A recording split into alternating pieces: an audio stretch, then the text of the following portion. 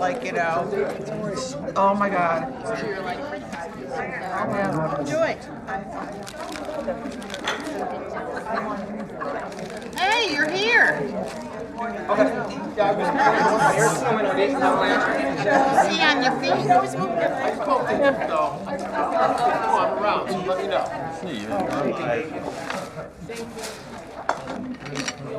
How are you, Benson? Getting around. Sure, no, Benson. There you go. Okay. Ready? What time is it? Yeah, 6:29. God, look at a second. Nightmare, dream. Never. Sleeping.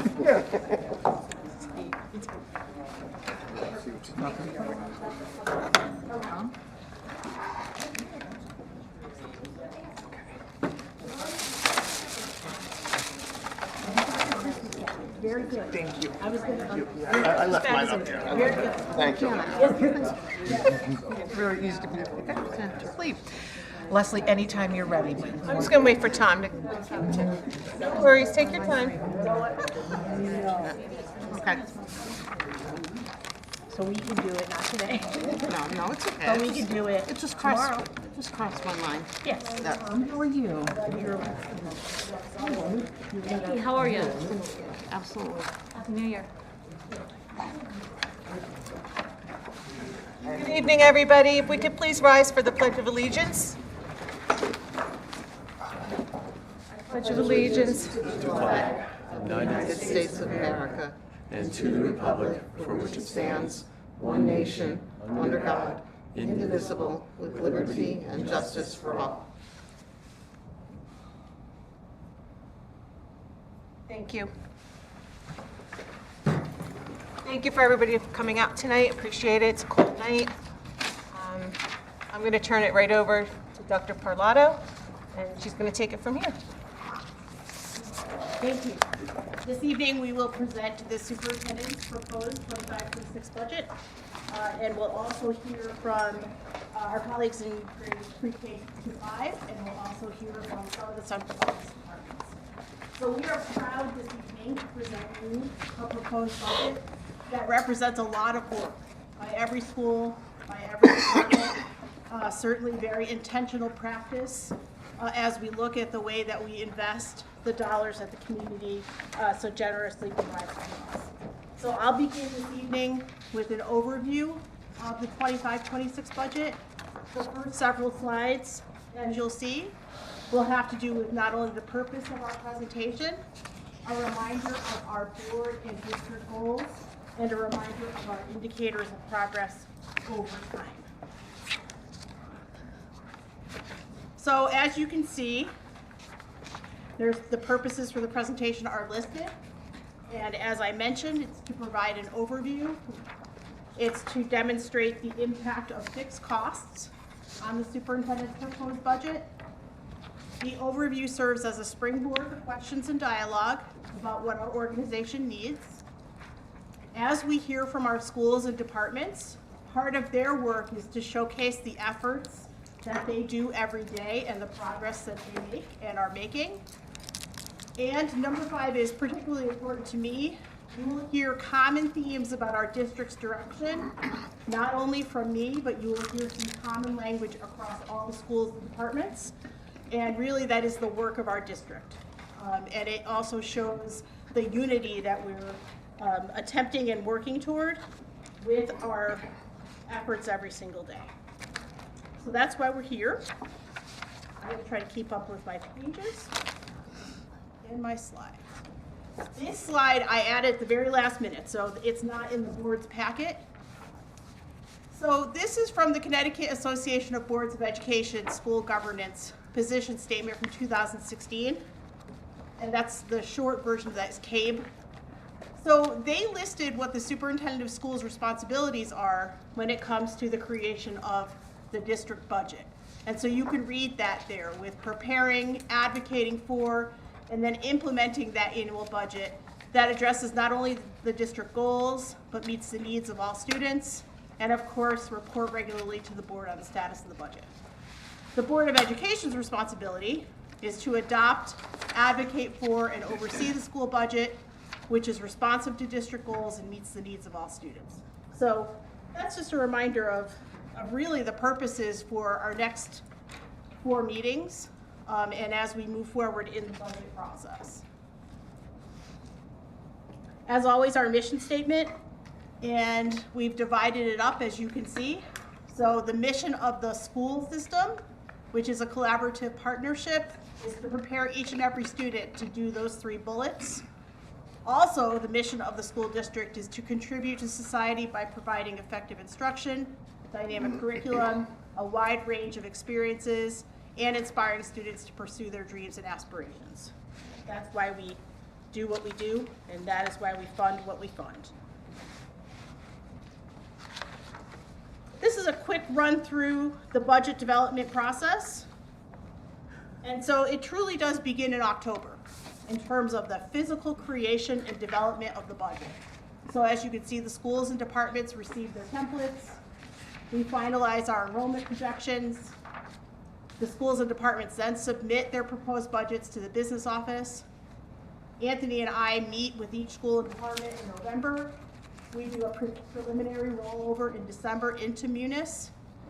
The superintendent and cabinet then decide what's included in the proposed budget in December and January.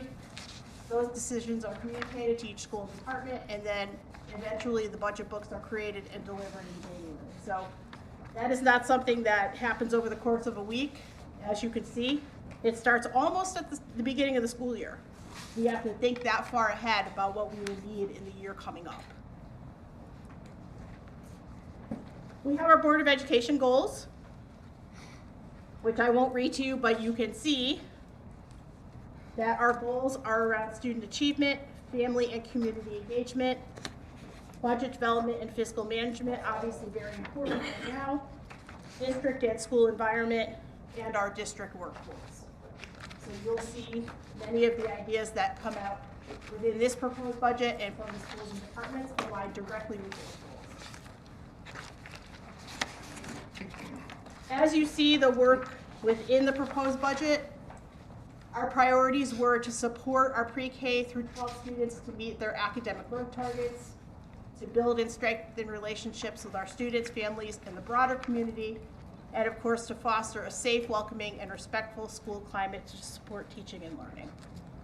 So you will see very directly how what is proposed in this budget aligns with those priorities. Go back. Here's some of the language that you'll hear from all the schools and departments. So these are district-wide concepts, and this is the quote-unquote work of our district. So on the left-hand side, we have our ideas that we live by: focus, heart, collaboration, and creativity. In the middle, you can see our instructional core that is becoming the work of our professional learning. Underneath that, you can see that each school has defined what on track is for their particular school in terms of academics, being there, their community, and doing the right thing. And all the way to the right, you can see our instructional keystones. Those are specific instructional practices which enhance the learning of all students in our school district. Again, another important piece of our professional learning, and again, language that you'll hear across all the schools and departments. The idea of accountability indicators is something that we highlighted this year, and so these accountability indicators help answer the question of how do we know how we're doing. And so those categories are seen on this slide. And these things were exactly part of our Board of Education performance workshop that we did in November. So that's just a reminder of how do we know that we're making progress, and how do the things that are proposed in this budget align with these accountability indicators. Next, we begin with fixed costs. So this is the numbers part of the budget development.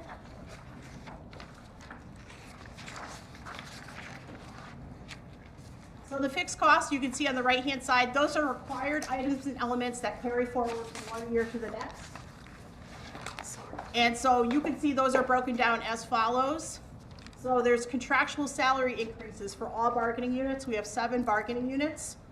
And you can see the total cost of those increases for 25-26. A next fixed cost piece is the contractual benefits for all bargaining units. Included in that line are our Medicare contribution, the pension contribution, unemployment compensation, FICA, which is Federal Insurance Contributions Act, which is the contribution to Social Security, of course, health insurance, disability insurance, life insurance, and workers' compensation. So all of those items are included in the contractual benefits. Those are contractually required. That is the increase for 25-26. You can see the increase in the bus contract. So right now, in the year that we're living in, we're in year 2 of 5 of the bus contract. And that contract was negotiated for a 4% increase per year. So you can see that number is reflected in the slide. You can see an increase to utilities, and that is a rate that is established with the town. And so we follow their lead when we figure out what that fixed cost is going to be. We have other insurance that is a fixed cost. For example, student accident insurance, cyber insurance, and our liability for auto and property. You can see the increase in the premium there. It's important to note, if you look all the way to the right-hand side, that 78.3% of our entire budget is employee salaries and benefits. So that's just a number to always keep in the back of your mind, that is, if you have a pie chart in your head, the largest part of the pie is employee salaries and benefits, and that's the way that it goes, right? That's how we pay people. So you can see, for fixed costs alone for 25-26, that's $2.4 million. So I call that the walking in the door number. I'm walking in the door with fixed costs at a 3.38% over the 24-25 budget. That was the starting place with things that we're required to have. So I'm going to fast forward to the end of the movie first. So rather than do a big reveal at the end, right? We'll do it now so that we're all focused on what we're looking at in terms of the reductions and the increases. So as I said, our fixed costs, 3.38% over the 24-25 budget. You will see in the rest of the slides what the requests are, and that is 0.55% of an increase when you look at not only what we're requesting, but what we reduced. And so the total increase, that is the superintendent's proposed budget, is a 3.93% increase over the 24-25 budget. So on the bottom of the slide, you can see that I gave you a little historical information just to remind us all of where we've been. So you can see in 24-25 what the superintendent's proposed was, what the Board of Ed adopted was, what Board of Finance adopted, and again the same for 23-24. You can see superintendent's proposed, Board of Ed adopted, and Board of Finance adopted, and then obviously make the comparison to what we're proposing in 25-26. So how did we get there?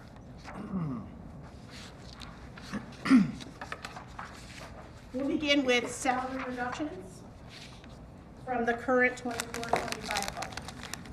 So you can see that what I'm proposing is a reduction of 2.0 certified staff in grades K to 5. And you can see the salary amount on the right-hand side. I'm proposing a reduction of 5.0 certified staff in grades 6 through 12. You can see the salary amount there. Reduction of 3 paraprofessionals from grades K to 12. You can see the salary amount there. That's a reduction of 10.0 full-time equivalent FTE with a reduced salary amount as noted there at $597,000.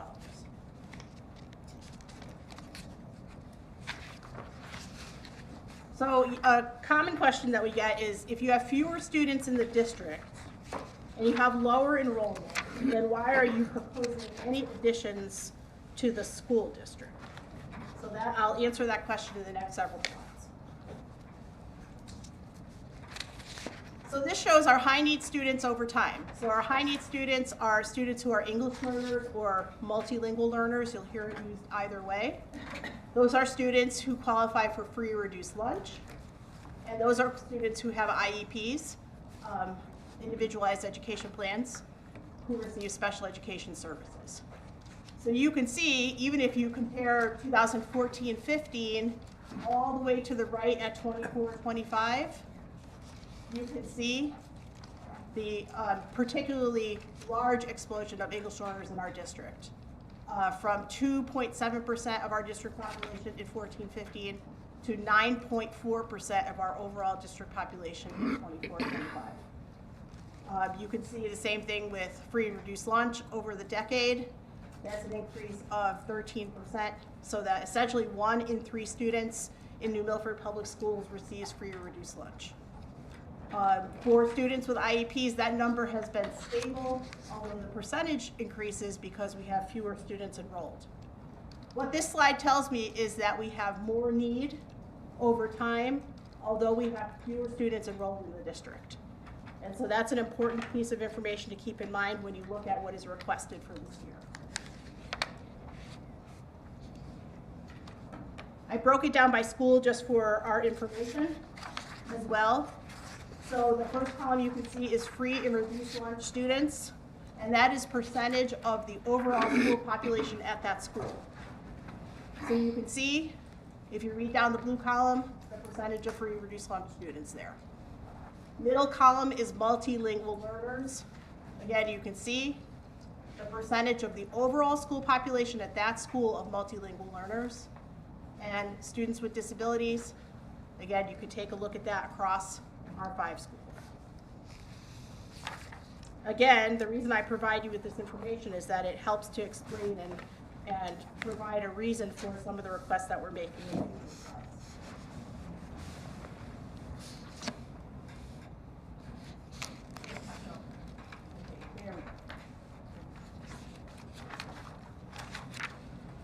So these are our personnel requests for 25-26.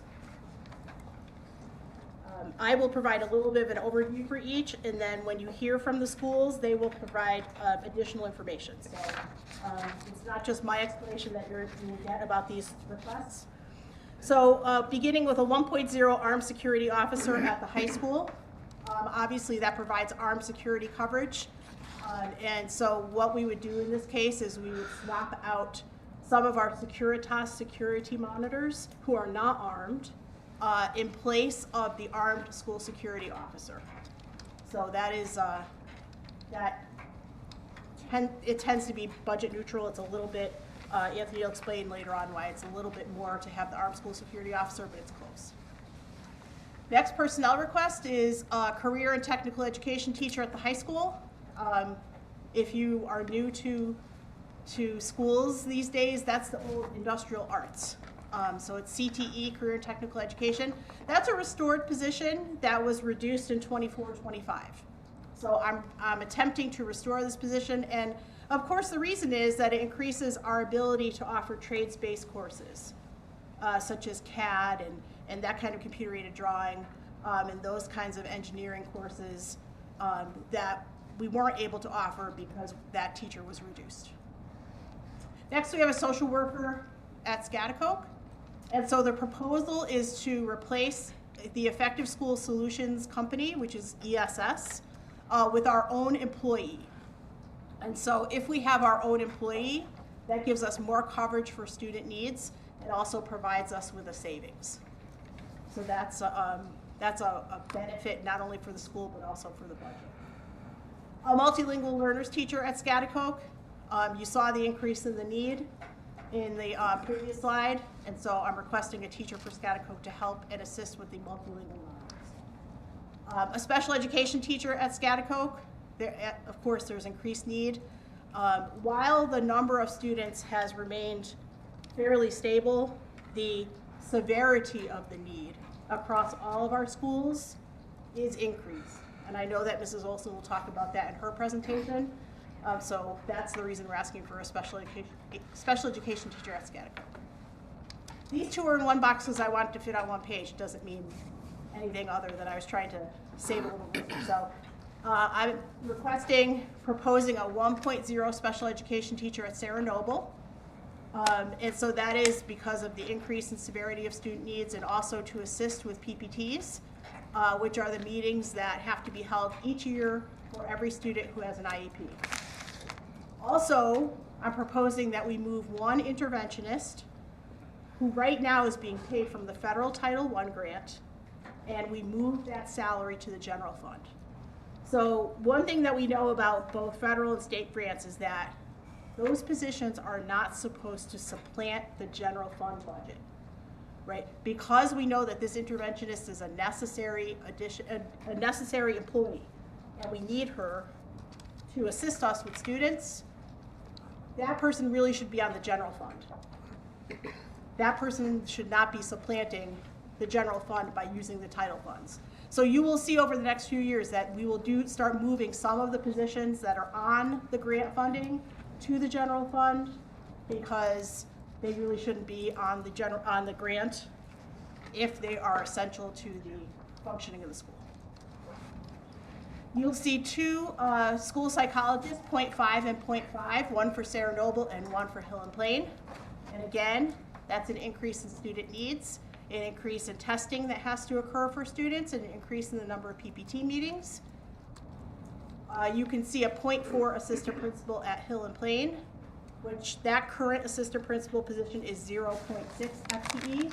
So this request is to make it a 1.0 full-time assistant principal with an increase in student need and an increase in meetings and an increase in PPTs for students at that school.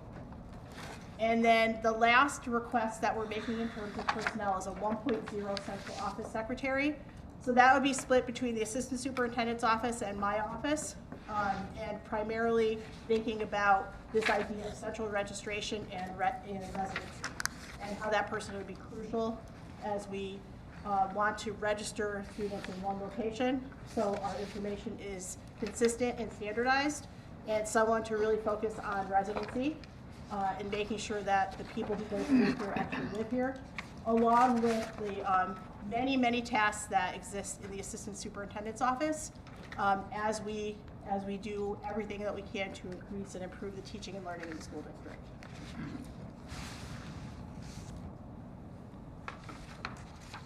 So what didn't make it into the 25-26 proposed budget? And so, you know, one of the hard parts of my job is to figure out what is in and what's not.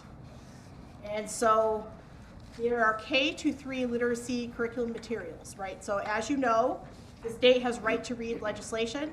There are mandates that go with that. And the mandate is that you have to choose from a list of programs for literacy, and you have to implement them in your school district. Now, of course, there was no funding that went along with that. It was just the legislation. And so we need some curriculum materials for K-2 and for grade 3 in order to meet the requirements of the right to read legislation. And so we know that we can use some of our 2% set aside funding from this year and some of our end of year funds from the insurance line for this year to pay for those literacy curriculum materials. And so that's why they did not make it into the 25-26 proposed budget. Additionally, if we order them with this year's money, it allows the materials to come in sooner so that teachers can get their hands on them earlier, which is important for them to implement them as we go forward. You can see the list of requested personnel that did not get included. So these were personnel that were requested by principals and department heads. And I won't read them all, but you know, for example, we do not have general education paras in our district. And so the request was to have 3 for Hill and Plain and 3 for Northville, just to get started. And as you know, when students come into kindergarten in late August and September, they don't know how to do school yet very well. And so it's the teacher, giving the teacher some help by having a general ed paraprofessional in there. And as much as I want to do that, I couldn't do it this year if I were to provide you with a responsible number. You can see the rest of the requested personnel that didn't make it in. All of those things are worthy. There's nothing in there that's fluff. There's nothing in there that somebody's just putting in there just to put something in there. Those are all things that would tremendously help the functioning of our school district, increase the teaching and learning, help with student need and student support. But again, for me to come to you with a responsible number, I have to make hard decisions. That's another reminder of our accountability indicators. And the reason I show them is what is the community's investment of $75 million or whatever it is, Anthony, exactly, right? And so I know that sometimes we're concerned about our scores, and rightly so. However, I wanted to frame it this way. So if you take a look at all the district accountability indicators, if you look at 24-25 versus 23-24, on the left-hand side, it shows where we have increased. So what this doesn't show is that within our district reference group, we might be on the low side in some of those indicators. However, what is important, it shows the progress and the momentum of the school district is that number of increases across those accountability indicators on the left-hand side. We know full well that on the right-hand side, we've gone down in those things that are listed there, and we certainly have steps to move forward to increase them all. But in the name of letting you know where is the community's investment going, what is resulting, what is the impact from the investments that the community has made over time, is really the point of that left-hand side of the chart. Knowing full well that the right-hand side of the chart is our work and our continued work as we move forward. So this is a slide with the tightrope, and I will tell you, having been in other school districts, that this is an honest budget. It is a very, very transparent budget. The board in this district sees everything, which is not the case everywhere. You have every single line, every single page, which is a great thing. It's a great thing because it allows us to have conversations. Of course, we always have to balance our needs and our fiscal responsibility. Of course, our student needs are persisting and they continue to increase, and that's the nature of our world today. Certainly, our district has momentum. I'm proud to lead that momentum for sure. We're continuing to grow and improve. What we requested will only help with that and assist us to grow. And of course, we looked very carefully this year at how do we maximize our staff to get the greatest return on the investment. So that's why you saw that there was 10.0 FTE reduced and then some staff that was added. Because looking at how do we best deploy people for maximum impact and maximum effectiveness.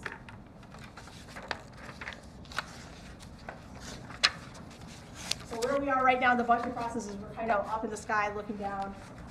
We're at the 50,000 foot view still. And as the schools and departments begin to present, we'll get very, very specific and very, very detailed in terms of what their needs are and what they're working on. So I thank you for that. Are we able to ask questions? Questions? I like the idea of having more than one adult with kindergartners. Could we get the, how much it would cost to hire 6 paras? Yes, we will write that down, yes. We'll get that to you, so while I could answer that off the top of my head, I'd rather just have a frequently asked questions document, yes. Are we doing questions? Yeah, I'm good. Sarah, and then you, Wendy. Thank you. You're welcome. When I look at the salary reductions, of course, I get concerned that we're cutting 7 teachers, 3 paraprofessionals, and then when we go to personnel requests, I understand that these are important positions, but none of those are direct teaching in the classroom. And I just think it bears noting that the more we chisel away at the money that goes directly into the classroom and has to go to all these other needs, you know, we're looking at test scores, we're wondering how to help, and yet when we pull teachers and we add in people, again, who don't have a classroom full of students that they work directly with. I'm not saying they're not important, that they don't fill needs, they absolutely do, but we just have to be aware of where our money's going, and more of it's going to those kinds of things than going in the regular classroom. Like K to 5, obviously, are we losing 60 kids K-5, or we're making classes bigger, correct? So you would see, yes, so the enrollment projection is in your budget book, when you Right. point to the page. Right. So yes, slightly by one student bigger. Yes. So, and is Scotticoke, this is gonna make the teams larger at Scotticoke? You're not losing a whole team of kids. No. How is it not? Where, so what is the The reduction? 5 certified Oh, staff, that's- 6 to 12. So they're mostly 9 through 12? They are mostly 9 through Correct, 12. yes. Not that that makes it any If I, better. may I ask a question through the chair? I forgot. Over there, Dr. Portolato. With all due respect, so the career and technical education teacher will have easily 120 students. Those are very subscribed classes. A lot of students will sign up for those, so that's direct student support and direct classroom teaching. Multilingual learners teacher teaches multilingual learners in either sheltered English or, yeah, so that's directly facing students. I would say that a special education teacher, maybe they have multisensory reading, maybe they're co-teaching, that's directly facing students. So that, I just want to provide. I think what I meant was, it's not the general ed. It's not the general child who neither has an IEP nor a 504. And again, I'm not making a judgment. I just want to point out that money is being moved more in this direction. And we seem to do it every year, whether it's needs-based or obviously it is. So just to be aware, when we stop and say what's going on, we have to look at that and say, oh, well, we're making classes larger because we need more multi-language learners teachers or more SPED or whatever it happens to be. Just to be aware. So, thank you. I appreciate the presentation very much. So my questions are very preliminary because we have, a lot of conversation. Just to be clear on the overall personnel piece, it's a 10 FTE reduction and it's a 9.4, so we're at a net 0.6, is that correct? That's correct. Okay, I just want to be clear on that. So, thank you. Because often when we look at our FTEs in the back of the budget book, and that number can be a tad confusing, and I'd like those, the minutes to reflect that, because over the years, I think sometimes that gets lost.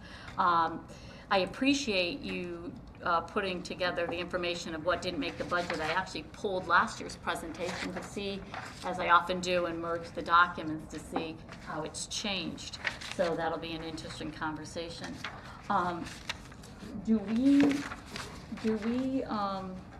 We're gonna go through the school by school, correct? That's the layout tonight? Okay. And at the end of the evening, are we allowed to ask for information that we can have brought forward, for the whole board before budget deliberations, and we can send those lists in? Good, okay. Yeah, we'll send out a frequently asked questions document, even if one person asks it, it's still frequently asked. So, yeah. Great, and to your point, it's interesting on the reductions that I saw that you had mentioned in some of the positions at the high school, in particular enrollment driven. This conversation came up last year to kind of look at enrollment. It was time to really drill down on enrollment and see where we can move some of that staff. Not all of it is maybe in the areas that we're comfortable with, but I'm pleased that we're looking at the enrollment piece there, because I personally think it needed to be done, and it's good. Procedurally, I went through each class personally. Right. So, and you know that. But Yes. And hopefully we can put that somewhere else, so.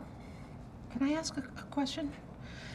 Do any of the reductions, especially of teachers, affect any of the new curriculum or pathways that have been established at the high school and Scotticoke?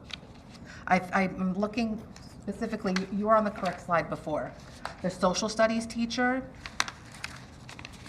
I'm not sure if that was it, that there was a class that was, there was curriculum, right? There was curriculum that needed an additional person there. So I also just want to be sure that all this phenomenal work that we've done with pathways and with offering new curriculum is going to be able to be delivered without these positions. Yes.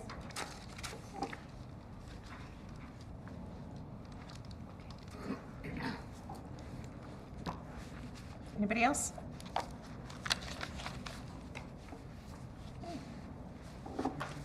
Thank you.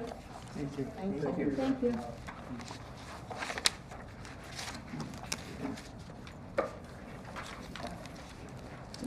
Next, we'll hear from our pre-K through 5 colleagues.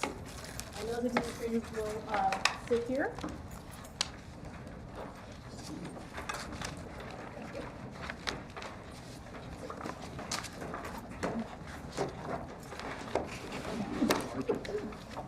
Before we start, though, I just want to acknowledge these thank you banners. Oh my gosh, I appreciate that. that's fabulous. Pass it along to the students. We appreciate it.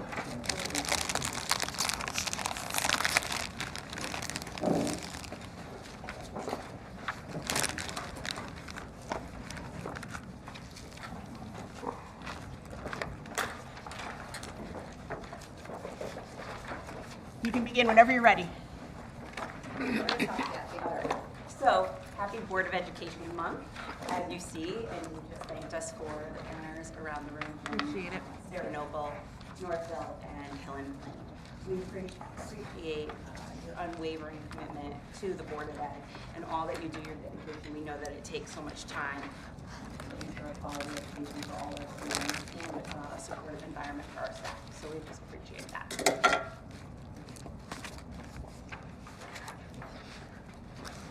And as Dr. Paulauder said, everything we do is driven by our mission statement. And, you know, I think there's a lot of wonderful language in our mission statement. And I love the very last pieces the most, that we are growing young children to be respectful and individuals that contribute to themselves, that are a credit to themselves, that are a credit to their schools, but are also a credit to their community and society. And by providing effective instruction, I think we do a nice job in growing them and helping them reach their dreams and aspirations. Although she just said that, it's still important to us at each school. So it's a driving force in all that we do. And then, of course, we go back to the ideas we live on, both as far as collaboration and creativity. And what I'm hoping is our collaboration together, the three of us, we're very focused on presenting something fun and creative with a lot of heart and soul. I think that's what we're focused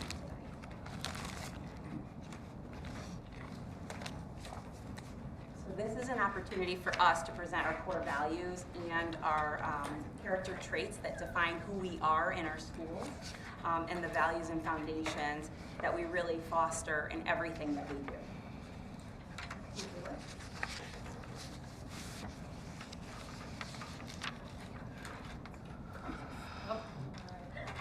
Jeff? We'll start it over. You Yeah. can go back, yeah. Go back one and then go forward. We didn't test it out before. Might need the volume next to Dr.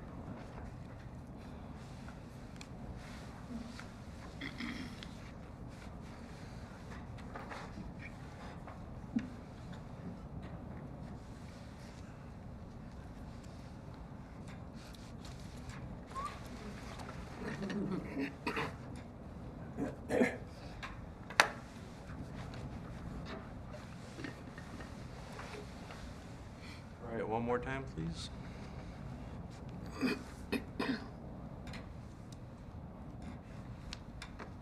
How about the little speaker down the bottom there, Gwen? There we go. Oh.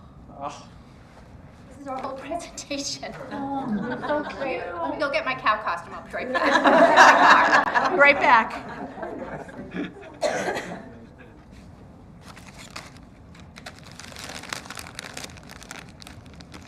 Look at my computer.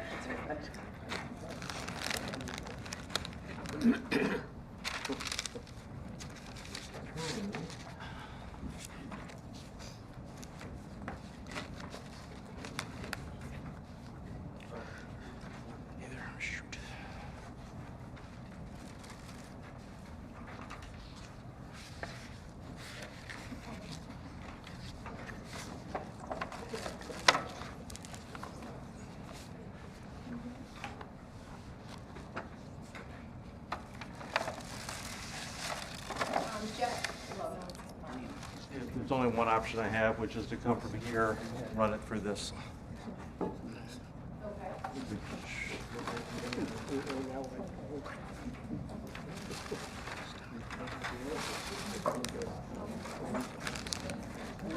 Cook have some coffee as we read it. A big plate of cookies.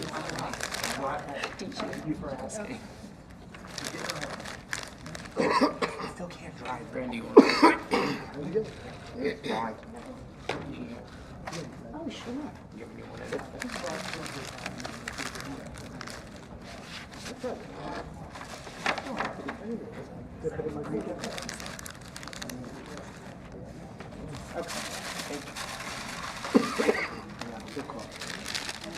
You think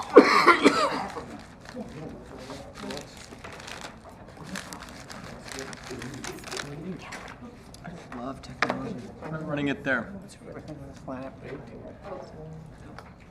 Want me to try it, Jeff?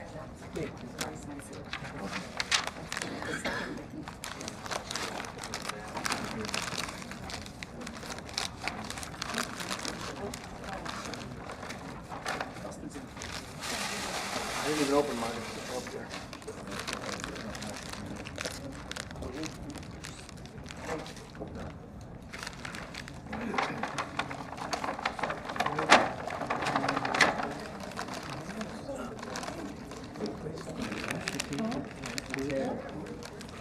Read my mind.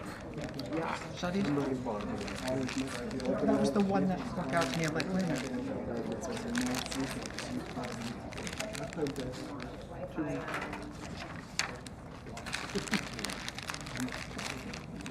There are speakers here? Is there a microphone? Run it at the exact same time. I have a speaker inside there. We can run that if we have to. This microphone's built in.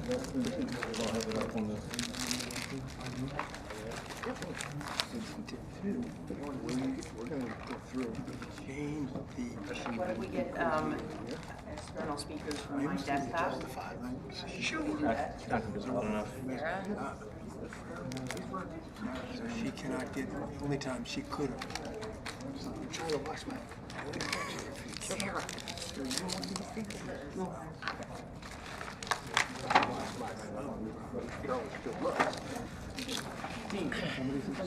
Sorry. One for it, so we just can't make it. Hydrogen water? Yeah, what is that thing to do?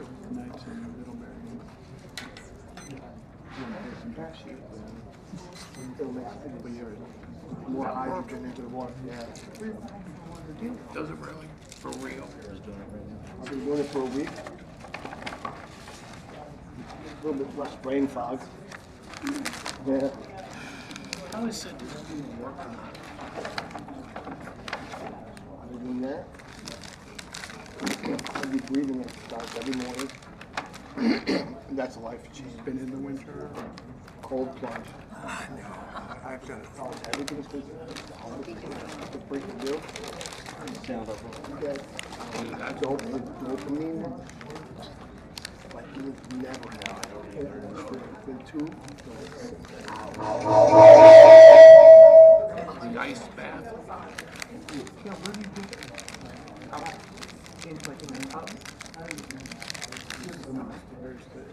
I do have a hot tub. It's easy to hot tub with hot.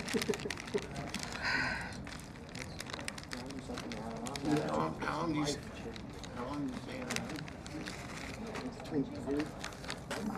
You had a lot of different courses. Yeah, I mean, I used to 48 to 50. I mean, you can pick. Yeah. 5 stories. It's like drugs. It's the pool. Yeah. This time. Yeah.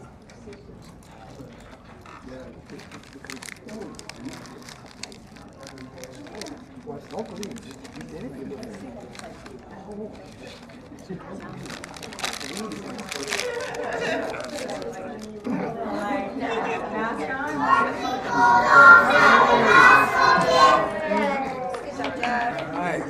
Right. I love those IT people. Commercial break.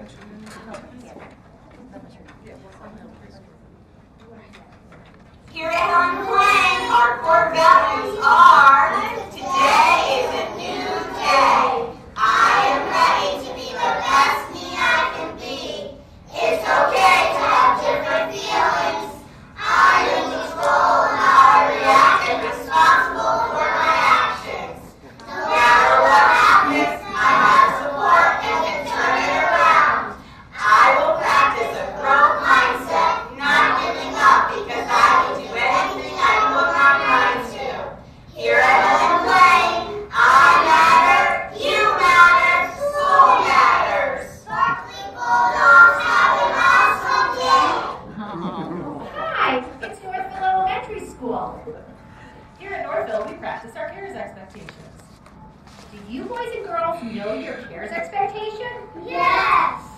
C stands for Cooperate. A, Act responsibly. R, Respect. E, Include. and S for Safety.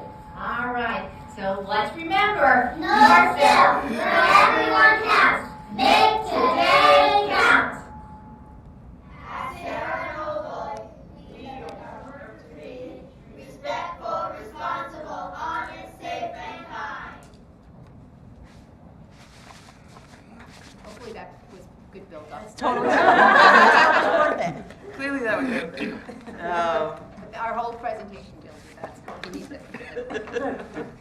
So at Home Plain, we have currently our certified teachers in general education classes. We have 19 teachers. In Excel, we have 3 teachers with 6 sections. Special ed teachers, we have 4, and unified arts, we have 4 teachers. Our projected enrollment for next year is 351 students, and you can see they're projecting 45 students in preschool, 98 kindergarten, 92 first grade, and 116 in second grade. And then projected class size, you can see. And this is where the cut would be. So it would be 3 teachers in preschool, which is existing. Kindergarten would have 6 teachers. First grade would have 6 teachers. And second grade would have 6 teachers.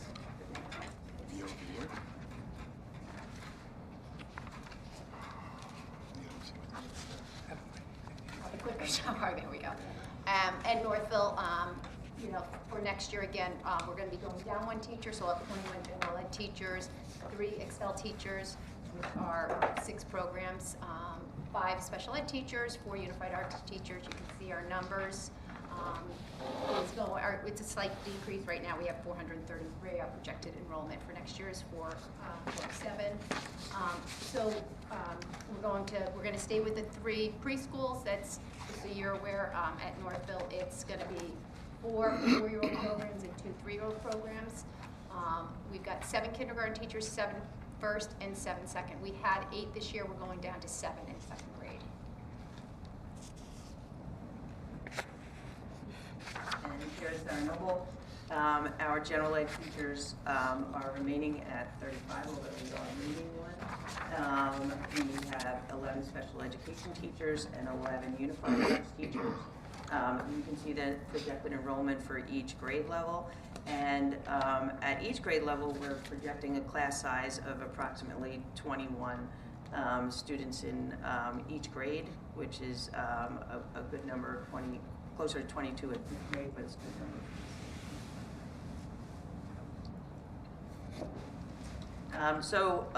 One of the things that you're not going to see here is our mid-year data, because it's happening right now. So if you saw a lot of students over the last week or so, they've been doing their benchmark assessing, their benchmark diagnostics, and so we're happily seeing some really nice trends, but it's currently happening, so coming soon, data coming soon.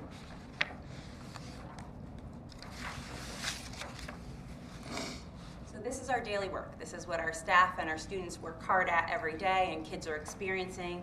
So, the light green, we have STEM, which is our science, and we share a teacher among all 3 of our schools. Special education for some of the students, mathematics, Excel is the dark green all the way to the left, and that's our preschool program. intentional play, which is naturally embedded in our Excel preschool program, but we also have that in kindergarten, first, and second grade. Multilingual learners, they pulled out for services. Writing, intervention, those are our tiered interventions that we talk about with our interventionists. And then, of course, we have reading and the program You Fly and Hegarty that we've had last year, and then we're looking forward to Bookworms next year. And then the blue circles are guidance lessons that we have, and we build culture and climate each and every day, and then, of course, the traditions and the fun that make it worth it.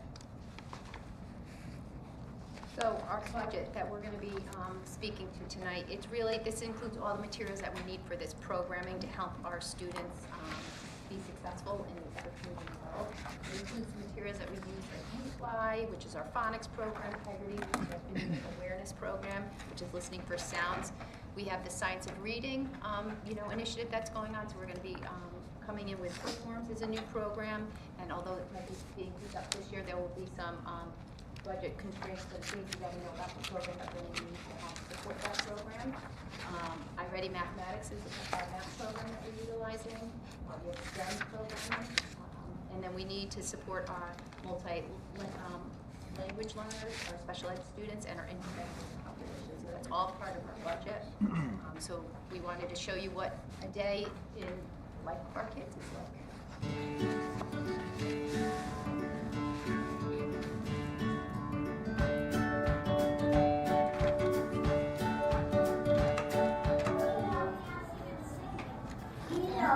So many things. Do you know how to do the monkey bars outside? We know so many things that we can teach in our own non-fiction. I want to put the sad. I want to put see my cat on all this? What about you, Lucy? Brother ran away and gray. And why gray? Eddie, what did you write from the first one? Good job.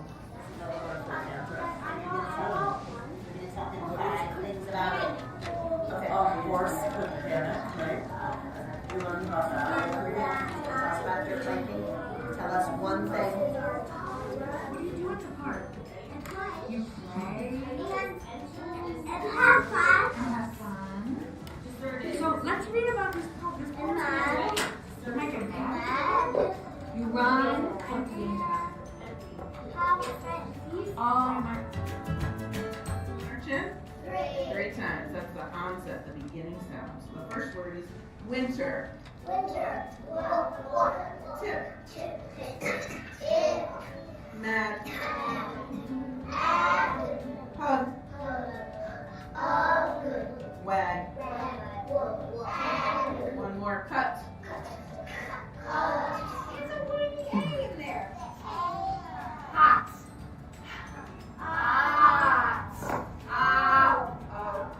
Big.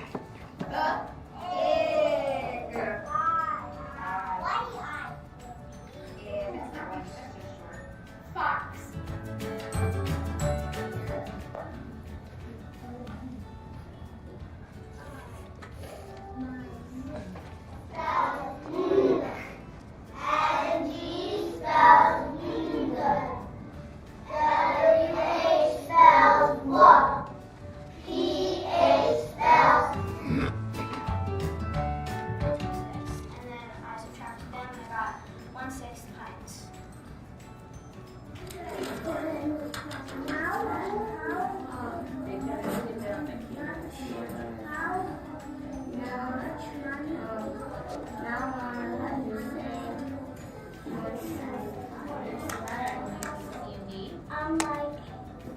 It's showing 4 10s, but in ones and 3 ones.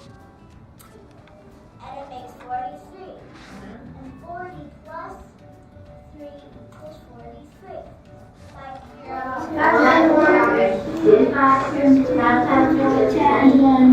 equals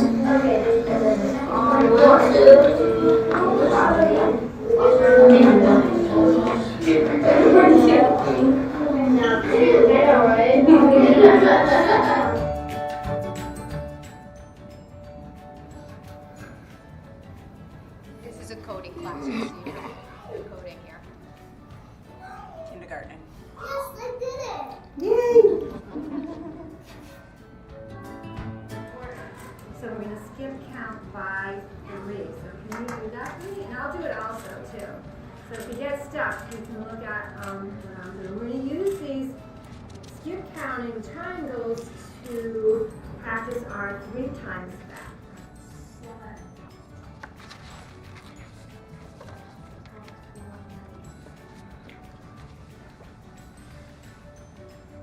Check your thumbs. Judy, check your thumbs. Good. Which one do you like? The what? Or the down? Yeah. So take your arrow, click it 1 time. Sled. You see that?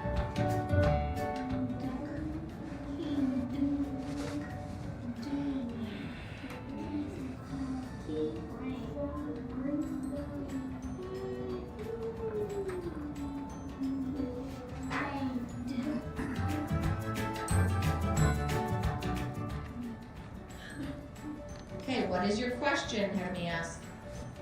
No. What is the question? Where is the nose? Excellent. Who are you asking? The sun And then on my... Excellent.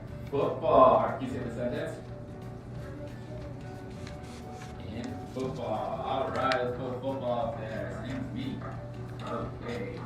How about Jose? What are you interested in? Yes.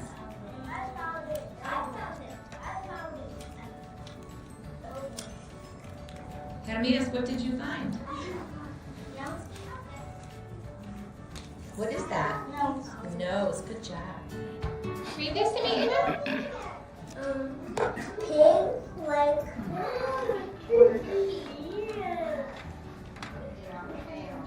Look at this picture. Oh, I see a sun. Oh, 2 suns. She's a sun, and she told that's a goblin. A goblin. And a spider. 6. Wow. And You're the daddy? Oh, thank you. but should old acquaintance be forgot? Keep your eye on the grand old flag. And a rectangle can make a shape. And a circle is the sun.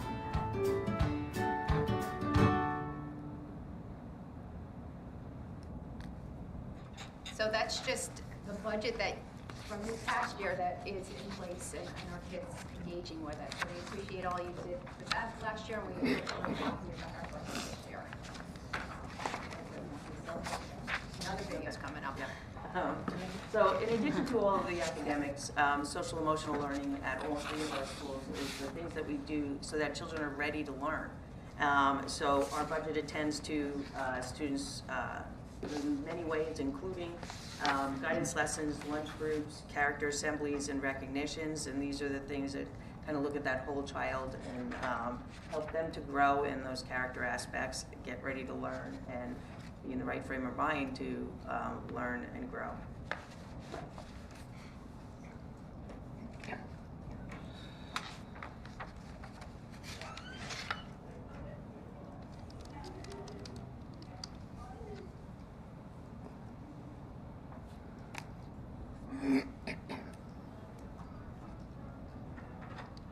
Nice.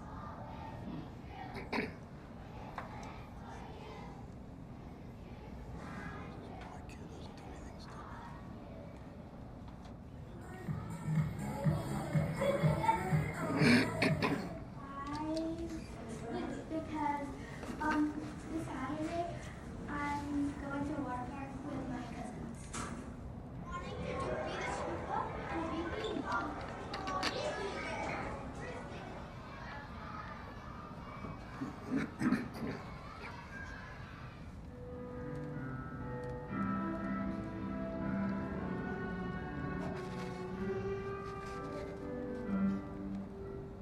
Oh, banners in all the schools, and inside That in there. it says,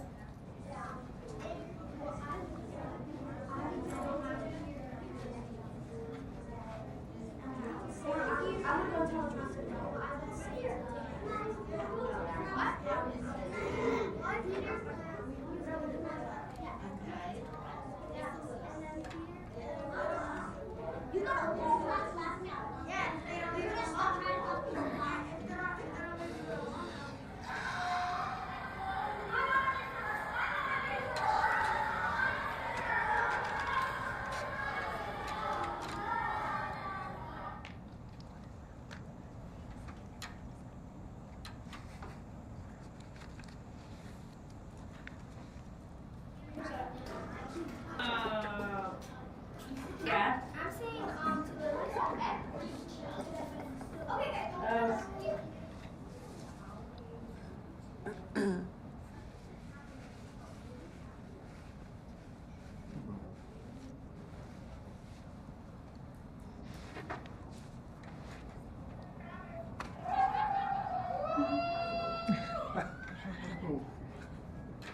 Perseverance means we keep on trying. So point to yourself and say, I keep on trying. I keep on trying. And I don't give up.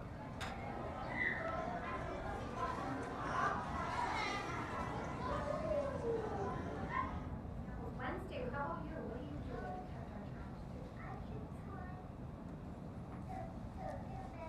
when you kept on trying?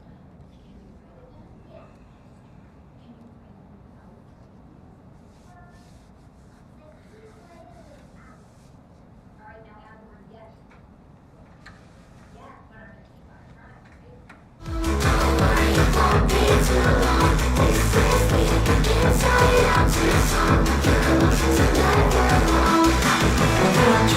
Trust and anger, sadness, fear, so much more. Anxiety, bad behavior, embarrassment. Hi, I'm Joy. Happy to meet you. I'm sadness and I'm so sad. I'm anger and I'm always angry. I'm fear. I'm disgust.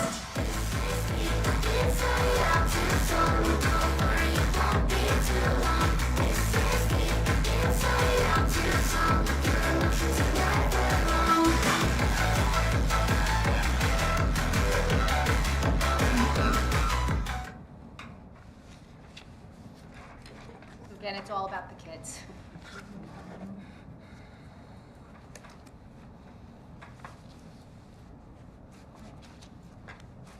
Jeff? Can you go ahead? Yeah.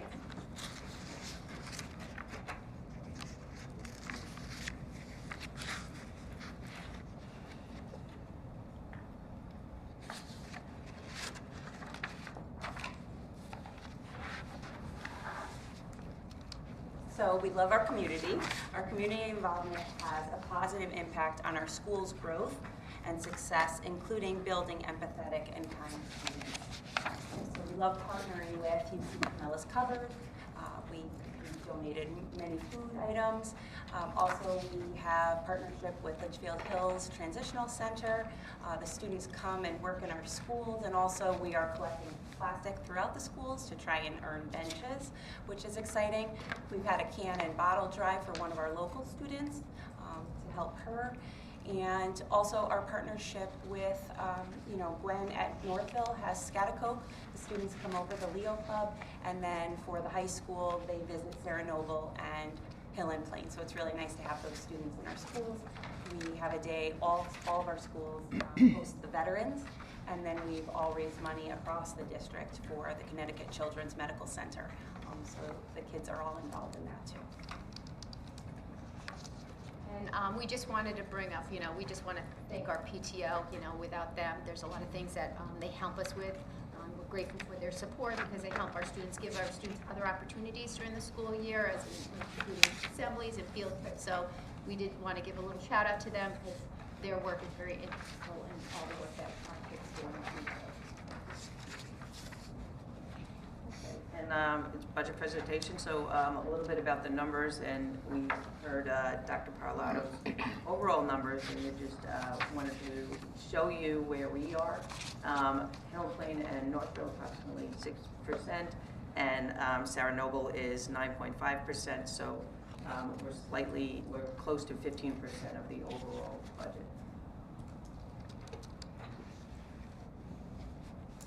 So this budget ensures continued work on what we have been working on for the past couple of years, and then we look forward to welcoming into our schools with some science reading, iReady Math, you've seen that in the videos, academic interventions, special ed, multilingual learners, and then our MTSS, which is the intervention, and then a social emotional support for all students.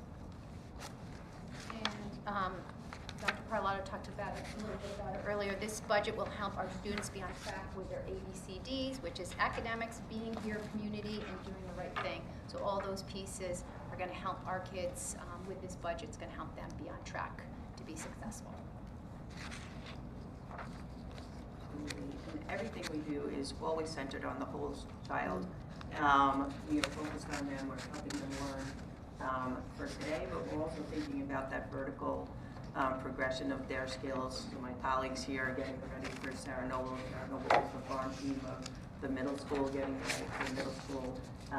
But we want them to grow in all ways, so it's very whole child focused. And just again, with your support, we're going to help us achieve all the ideas that we live by with this focus on collaboration and creativity. And from that, we're going to build on that foundation and create schools where children want to be, where they thrive. And that happens when we have safe, welcoming schools, dynamic curriculum, and we're very intentional in the time we spend with them and the instruction we do. And then most importantly, it's that collaboration with the community. Nothing works in isolation. It's collaboration with the families and the communities, and as partners, we can build that success. So these last two slides are really about Hill and Plain and the request. As you heard, the superintendent stated in her proposed budget that Hill and Plain would benefit from an additional 0.4 assistant principal, making our current position full-time. And so I know you sit there and wonder why. I currently sat in that position of a 0.6 assistant principal, and it's clearly indicative that the part-time role does not allow for the consistency and quality that we need. Especially being that we're on a 6-day cycle in our school, and we have shared staff, so it's very difficult when it's not a consistent position. There are no other staff in our school that have an administrative certificate, so if I'm sick or I need to leave to go to a meeting, I have no one to cover the building that's certified. What I can tell you is, it's hard because you have Tuesday, Wednesday, Thursday a schedule, Wednesday, Thursday, Friday, whatever that combination is, because currently the assistant principal works 3 days versus the 5 days. You don't come back until the following week.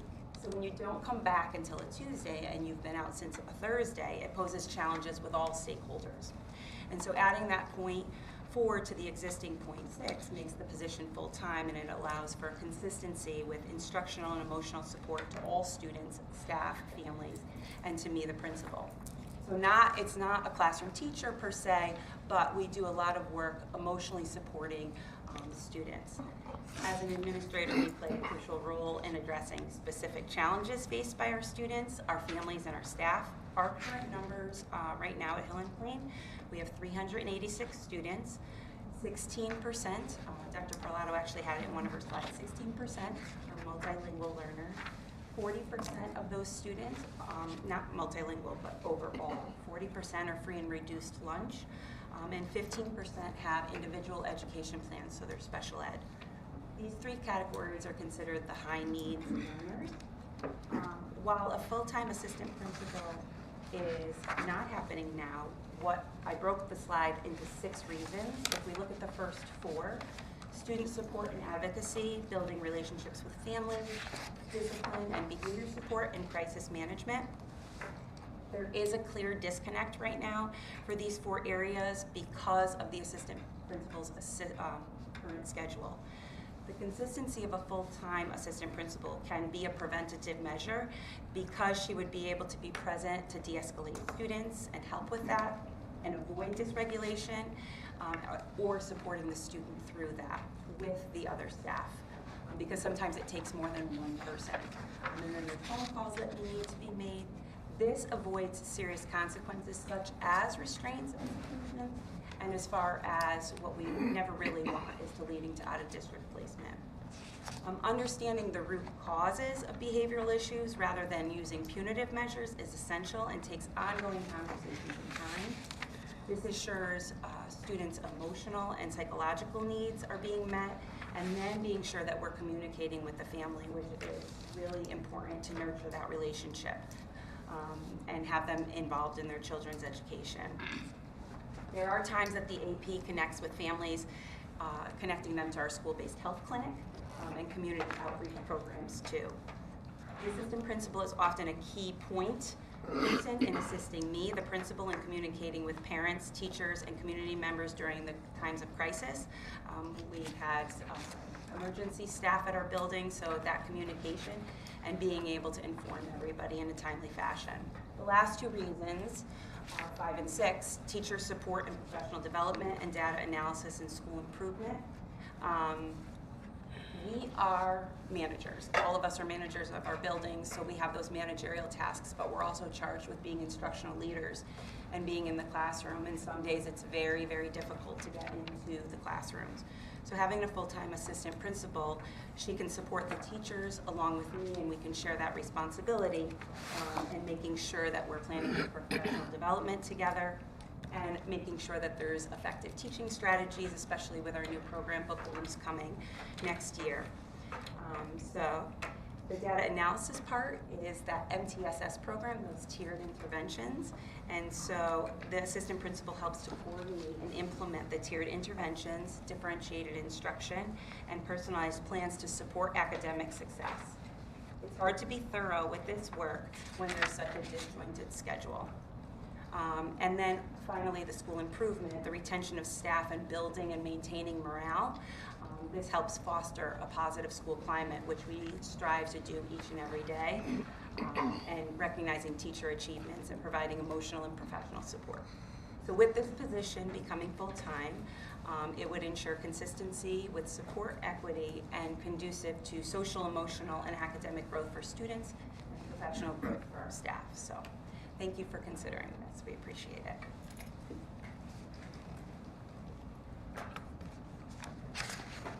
Now, any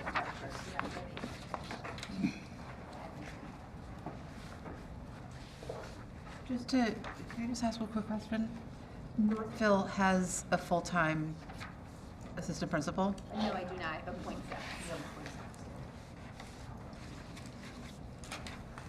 .7. Just one quick question about the assistant principal. Is that position currently shared with another school, or is that individual? Solely just works? .6.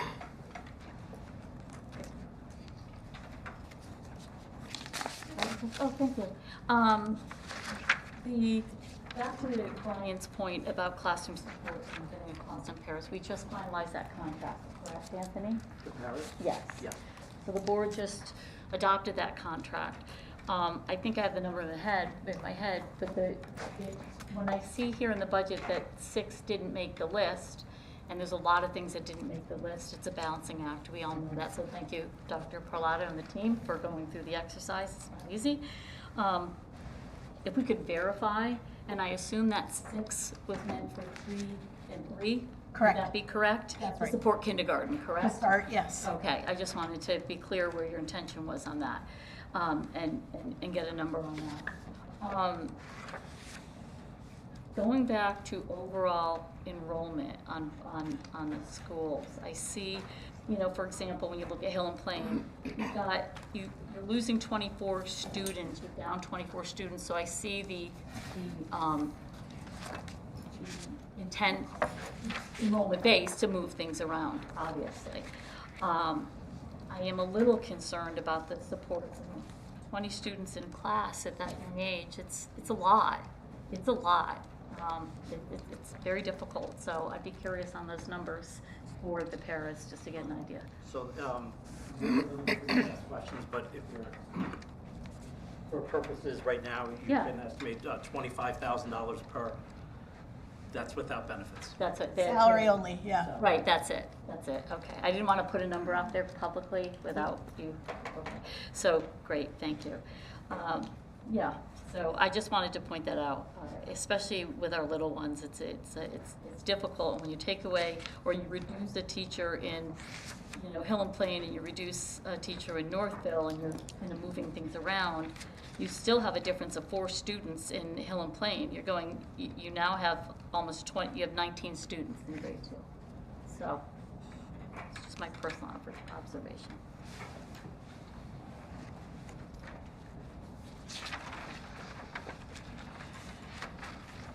Anybody else have questions? Oh, sure. Thank you, Leslie.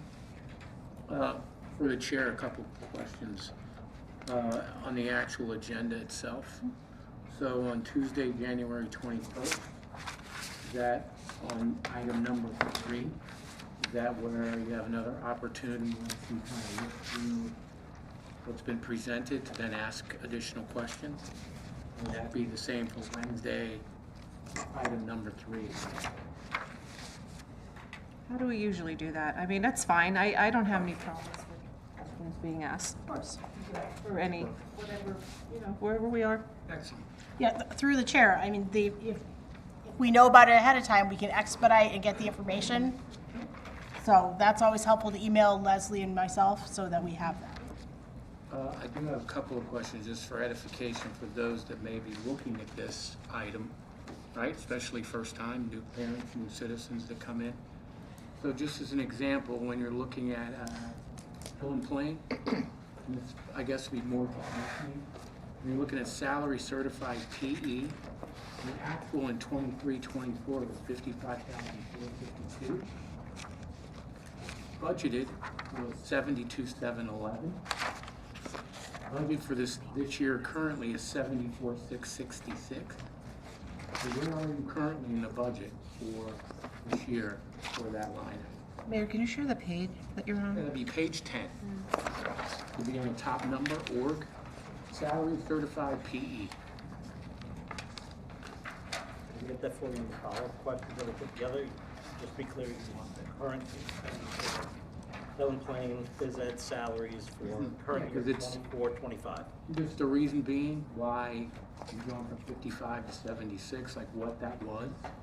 And then I'd say the same thing for music, salary, same thing, actual is 53,038. Budgeted for this year is 106,485. Same for salary ELL, actual 23-24, 55,452. And then you're budgeting 76,301. In many of these cases, these are replacement staff at different salaries, one year versus the other. So different steps, if you could just let me know what those end up being. For PE, Just so anybody that would be looking at this would have an answer as to why that kind of gleans out. Also on NES, regular education operating expense line, that'd be page 17. We're looking at a principal office, actual 23-24, 148, 156. 25-26 is 243,036. Is that including that additional person? Is that the escalator in that?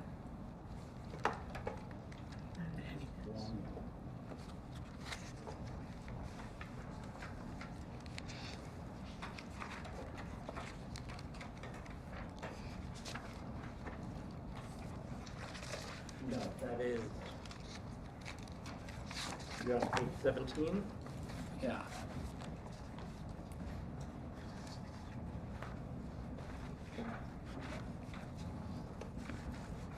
That's not for the additional staff member. I don't have any of the comparisons to prior. Yeah, we could just get that from right here from Apple. And the same for the one neck right below it. Going from 82 to 107. Which line are you on, Mayor? Which line? So just so I'm clear. Page 17. Yep, I'm on it. I'm on the top line. Yep. And then the one right below. top line, and you're looking at 25, 26, 24, So I'm looking- 25? Yes, I'm looking at the actuals for 23, 24. Which are the actual, mhm. Yep. And then you're looking at the budgeted, so I'm asking for what your number is current to actual Budgeted from budget 24, today. 25, right? So what you are, what's the trend line today? And then you're going to 243,036 from your actual 148,156. And you're looking for the breakout of the 4.13. Well, it's more than 4.13 if you're going from 23 actual to 25, 26. Yep. Way more. What's displayed on the page here is budget to budget, 24, Right. 25, Yes. 25, 26, and I think what the mayor is asking for is the actuals 23, 24 to the budget for 24, 25, and 25, 26. Yep. Thank you, Anthony. Okay, I thought you were going from previous to this, because obviously that's not that high of a percentage. My thing is, if someone is looking through the budget, that's a question they're gonna ask. You're to looking for the figure trend out. between? Answer those before. We're looking for the trend from that actual up to now.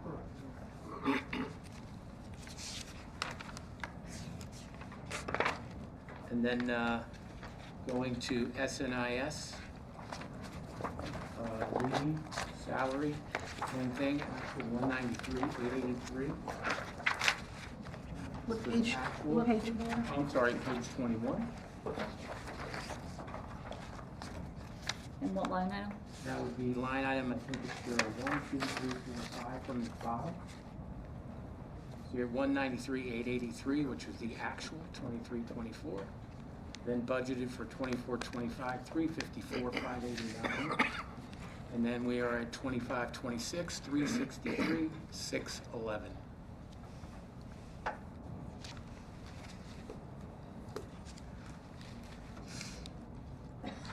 I guess to answer that question would be why, because we budgeted for 23, 24, 346, and then we came in at 193. So the question might be, well, what caused us to come in so far under, and that's the reason why maybe we're budgeting back to where we were before. Yeah, I mean, he knows, he can. We'll get there. Yeah, keep in mind that there's in and out, it's not, yeah. Absolutely. Yeah. In many cases, there were replacement salaries, replacement staff, staffing that was hired, that we either hire or lower than the outgoing person.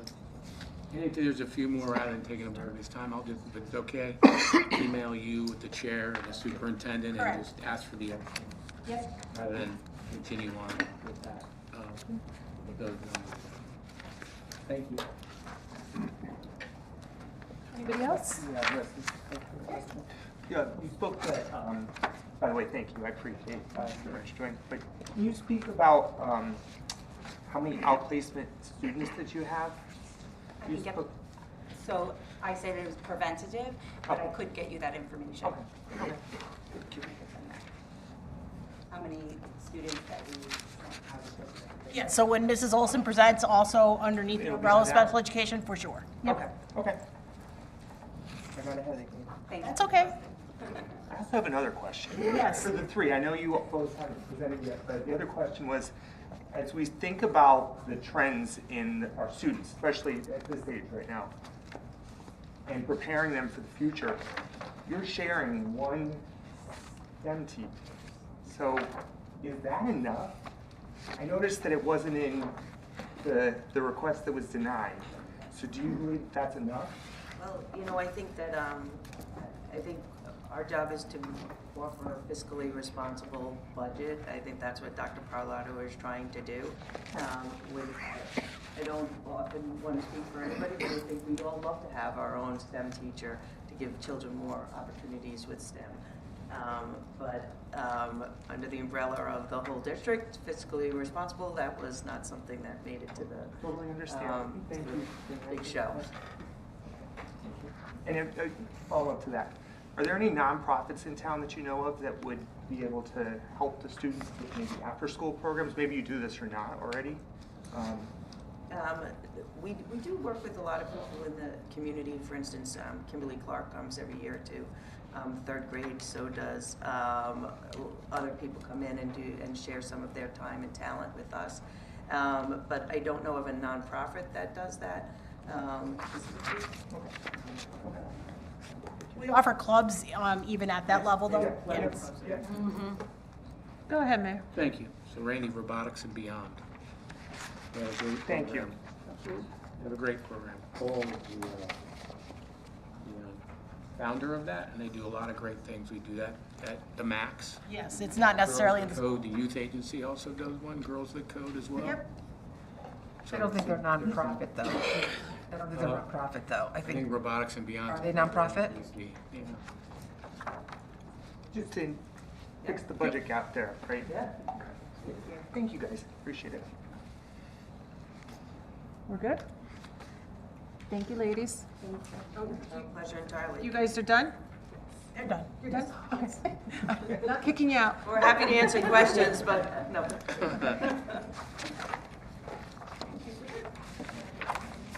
Thank you. Thanks. All right, well, thank you for the opportunity.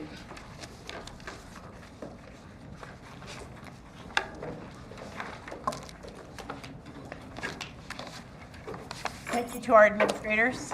You'll see them over the next several nights. And we have one more tonight. Mr. Giovanoni will give us some central office numbers. Yep, thank you for the opportunity to present this evening. We're going to go over some sections within the budget book that are under the DOGA tab, which stands for Department of General Administration. The first one is transportation. The slide shown corresponds to page 71 in the budget book. Give everybody a second to get there.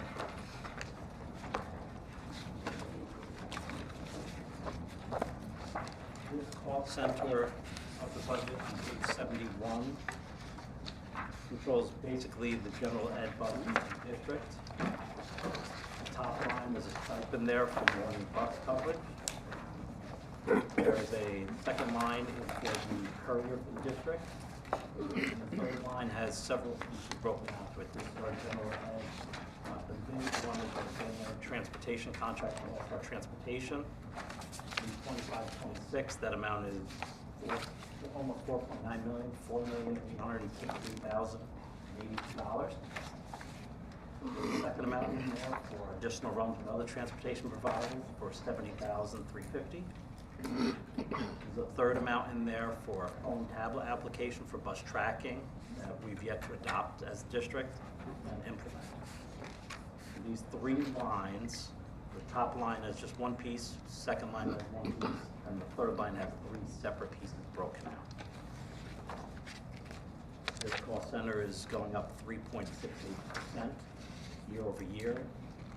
The biggest driver of that is the transportation contract with All-Star Transportation, that's up 4%. Total budget is not up 4% because the other pieces aren't increasing at the same rate as that big contract. Any questions on this portion? Go ahead, Tammy.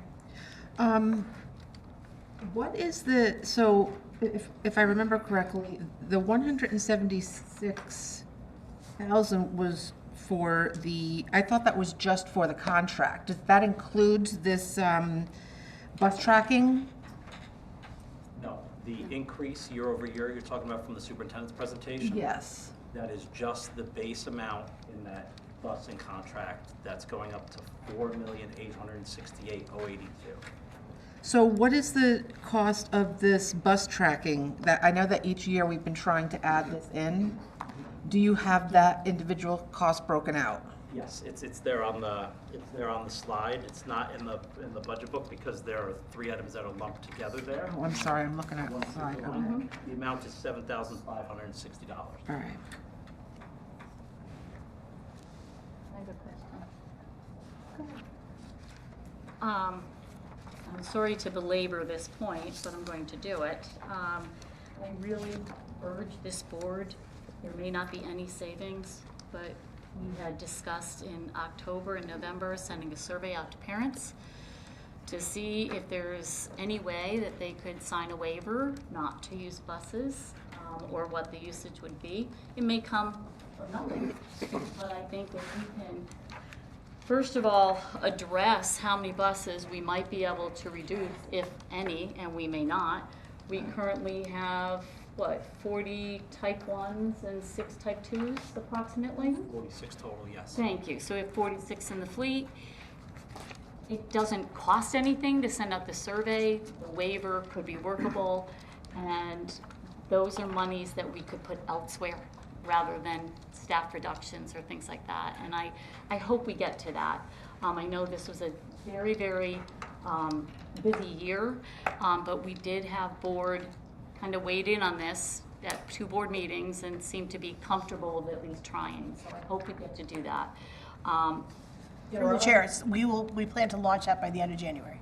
Okay, I hope so. And, you know, there are other districts I have been checking, and there are other districts that are doing it. They're absolutely doing it. And it's, you know, one bus, and for at least if there is some savings, I could be wrong, not only is it a bus savings, but we also, that spills over into our athletic transportation, does it not, Anthony? Being challenged in that line item, or is it totally separate? It wouldn't save anything. It would be perhaps Availability. Availability. Reductions of general ed buses might free up drivers to perform athletic runs through All-Star Transportation, depending on the timing of those events. But they would be at a lower rate than going out to another bus provider, which we have to do in several instances. And that's my point. So it's a kind of a double. We have 46 drivers right now, approximately? Not right now. Okay, well, okay, we have. The bus company has, we don't employ them, yes. But, you know, I think it's worth a try, because transportation has been an issue, and you see this embedded throughout the budget, that we're just, it's not the contractual increase. Now, 25, 26, we're gonna be in year 3 of a 5-year? Yes. Right. Okay. It's actually the usage, and I think in how it flows over into other areas of the budget, so I'd really like to see that happen. So Dr. Parlato, what I heard you say is that you're going to commit to getting the survey out by the end of January. Oh, for sure, yes.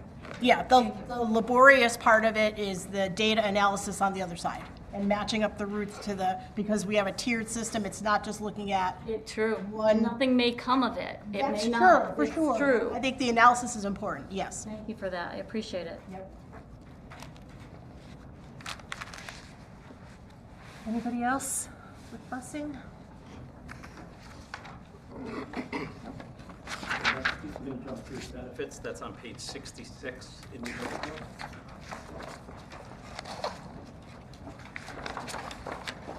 Benefits in the 25-26 superintendent proposed budget, will increase to 5.35%. I'll quickly run through some of the items here on the slide.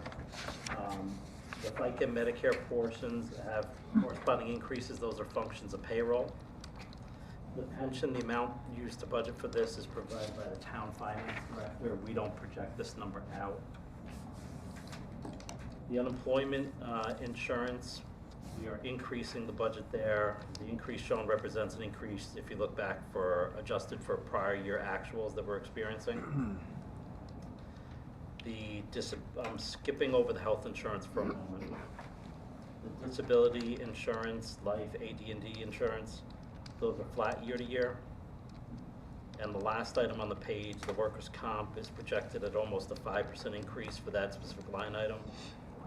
That is not something we project out here internally, nor does the town.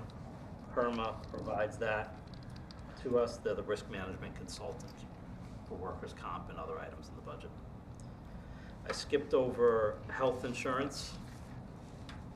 Just for the moment, we could flip to page 67. The slide in your slide packet mirrors page 67. The health insurance we'll use the budget for this is provided by Brown & Brown, who's the risk management consultant for health insurance. There are several types of insurance in the budget for it. There are the employees who are on the state partnership plan, dental insurance, vision insurance, health insurance for the Teamsters that are not on the state partnership plan. We provide money to Teamsters. They get their insurance through Teamsters, and the employee assistance program. The large driver here is the increases for the state partnership plan. The partnership costs at this time are based on the premiums and enrollment through December of 2024. Brown & Brown is anticipating an increase between 8 and 10%. That's what they're showing on their trend. But the finalization of rates doesn't take place until March of 2025. So we're left with a situation on what placeholder are we gonna put in our budget. So at this time, both the town and the Board of Ed are using the projected 8% increase for those costs in order to budget for the 25-26 fiscal year. If you look at the line item specifically for health insurance, you're not gonna see a straight line 8% increase. That's because what Brown is telling us is project trend projections based on current experience. In our current year's health insurance budget, we have an amount over the budget requirement. This was passed by Board of Finance and left in the budget, and it's currently being transferred to fund other pieces of the budget. So when we start budgeting for 25-26 for healthcare insurance, we don't take the current year's budget because that is already inflated by $292,000. We start with the actuarial number, add an 8% trend, then control for any benefit packages, which will be plus or minus based on the FTEs we're projecting for next year.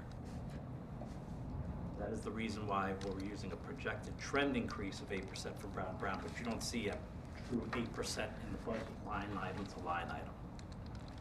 Just choosing the base This is a large percentage of the budget in benefits. It's $13,294,745.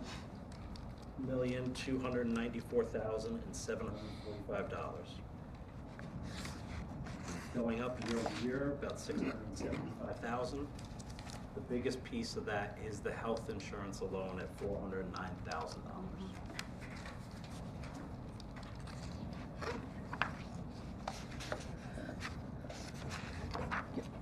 Wendy first. I'll be quick. What is the trend outside of SPP? Do we know, Anthony? I don't have it currently. I haven't heard that yet. Okay, it's early. Now, I know that last year, we did take a look at this in January to do some comps on actuals. Do we not plan on doing that before budget adoption?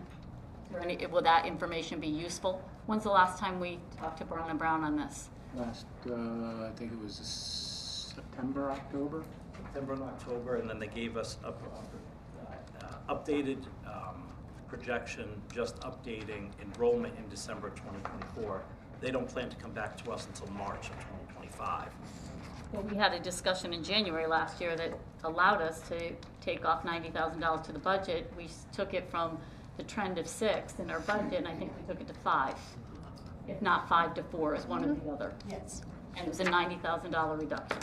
So I guess my question is, that was based on their recommendation and re-looking from actual September to January full through to see if there might be some savings there. Not saying there is, but again, it's something we may want to take a look at.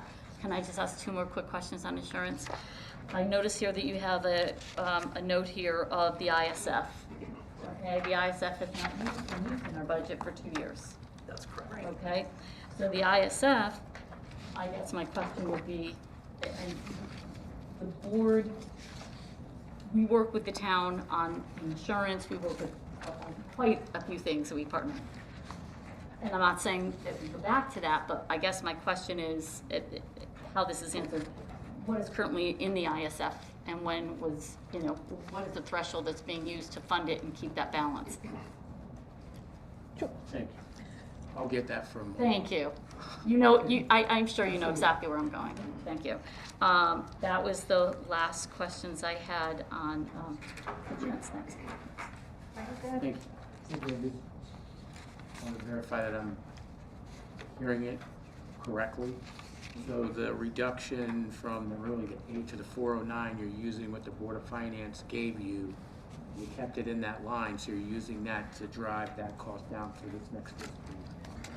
So the sort of. Yeah. So the current year's budget for health insurance is $9,598,448.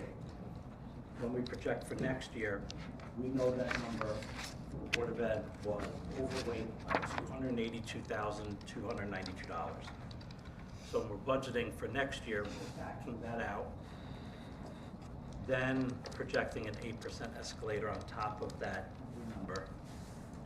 And then we have 2 reductions for health insurance benefit packages corresponding to the FTE reductions on overall. But in backing it out, you still have that line that was robust of 200 and some thousand.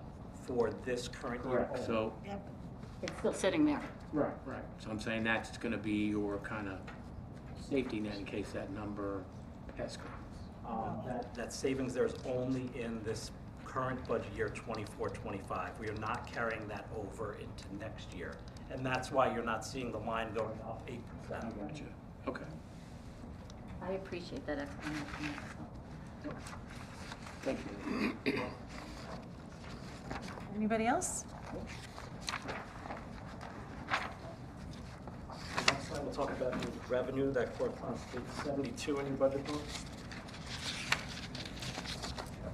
Sorry, we're jumping around a little bit. These are like the bond items in the budget that other directors or building principals went to on the following budget. Revenue, we are projecting getting $71,004 more next year than this current year. The largest piece of that we're expecting to get more money in for is related to excess cost.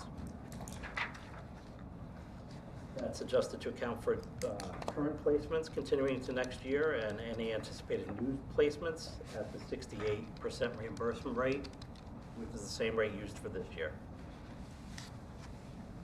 The second line down, the Medicaid, was adjusted based on a 3-year prior average ending line balance. The building use, we put in an additional 3% that we're expecting over the current year. The Excel tuition, we're adjusting that down by $7,000. This is based on prior year actuals. We have an increased number of participants who are qualifying for reduced rates. It's expected next year that we will be increasing Excel tuition in the district, but with that projected increase, it will not be enough to meet current budget, and that's why we're reducing the budget expectation for next year in 25-26 for Excel tuition. Med tuition from out of district placements to here, we're projecting flat next year. DCF tuition, this is another item that has a large swing. Current year's budget, we are expecting $85,000. Next year, we are projecting that we will get 0.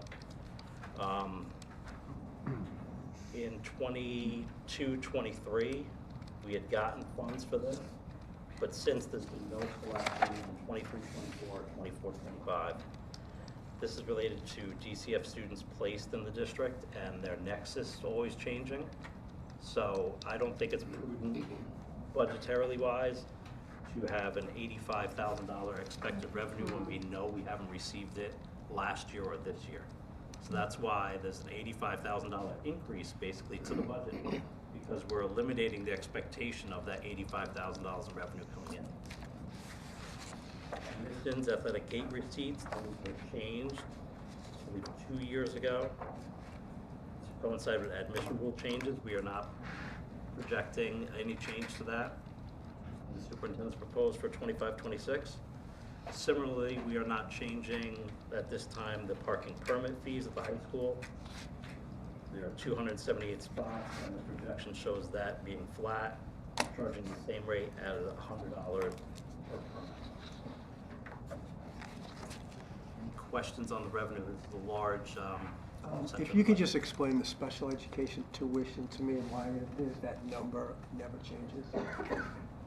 Special education, which one specifically? 44822. 44822, that's the $34,660 straight across every year. These are students who are placed here who receive additional services that we are able to charge out to other districts. I believe we have 2 still in the district. Expected to continue, so we've kept that budget flat year over year. I'm sorry, the expected revenue budget flat year over year. So they might be placed here with an agreement from another school district. But it who then pays continues, us. that agreement just continues year after year. Is it the same students? Or is it just a spot for some? It would be until the student ages out. Okay. Yes. Okay, and it never goes up for inflation? You never know, oh, the tuition rate that we charge, yes, Mrs. So Wilson? those are students who are placed at LHTC Yes. as tuition students. So what we do is we base the tuition payment on their services that they may need. They might need speech and language, they might need counseling, but we base it on a formula that we use for LHTC. So currently we have one tuition student. Thank you. Appreciate it. Mayor, did you have a That's question? dumb question, yeah. Mayor first. Oh, thanks, Steve. Anthony, some of this, if you could get back to me if you don't have it tonight, but on the ECS grant, I just want to confirm that we're showing on our budget books that this year you received $11,323,517 because of the 2% escalator that you're going to take for the so that'd be a reduction to the town revenues. So, I think you're talking about educational cost sharing, which is not in the board budget, Correct. on the town side only. The 2% escalator comes from that and then goes to the Board of Ed. The 2% set aside the board can apply for. Yep. We did in the current year, and we could apply for it next year. But it comes And back. we to the reimburse, town. and we reimburse the town for that. We reimburse the town. We've done it For once so for far this year, in this are current you year. guys gonna reimburse next year? That was always the agreement. Correct. That was always the That's what I'm saying. agreement. So what I'm saying. I'm sorry. That's okay, so I'm saying is a That reduction agreement. in revenue to the town side of whatever that is, 170 some thousand. Revenue Sherman tuition. So last year you had 39 students, 564, 915. And you expect one less this year, 38. So 578, 295. 295, yes, that's for the same 38 students, right? That's due to Enrollment. enrollment. And is that enrollment number and the enrollment numbers that you have for the whole district, is that one included? Yes. So that would be, In- that is? Okay. Yes. It is. High school. In the high school. And then revenue tuition to other towns. Last year was 14,246, zero today. You're talking on the town side.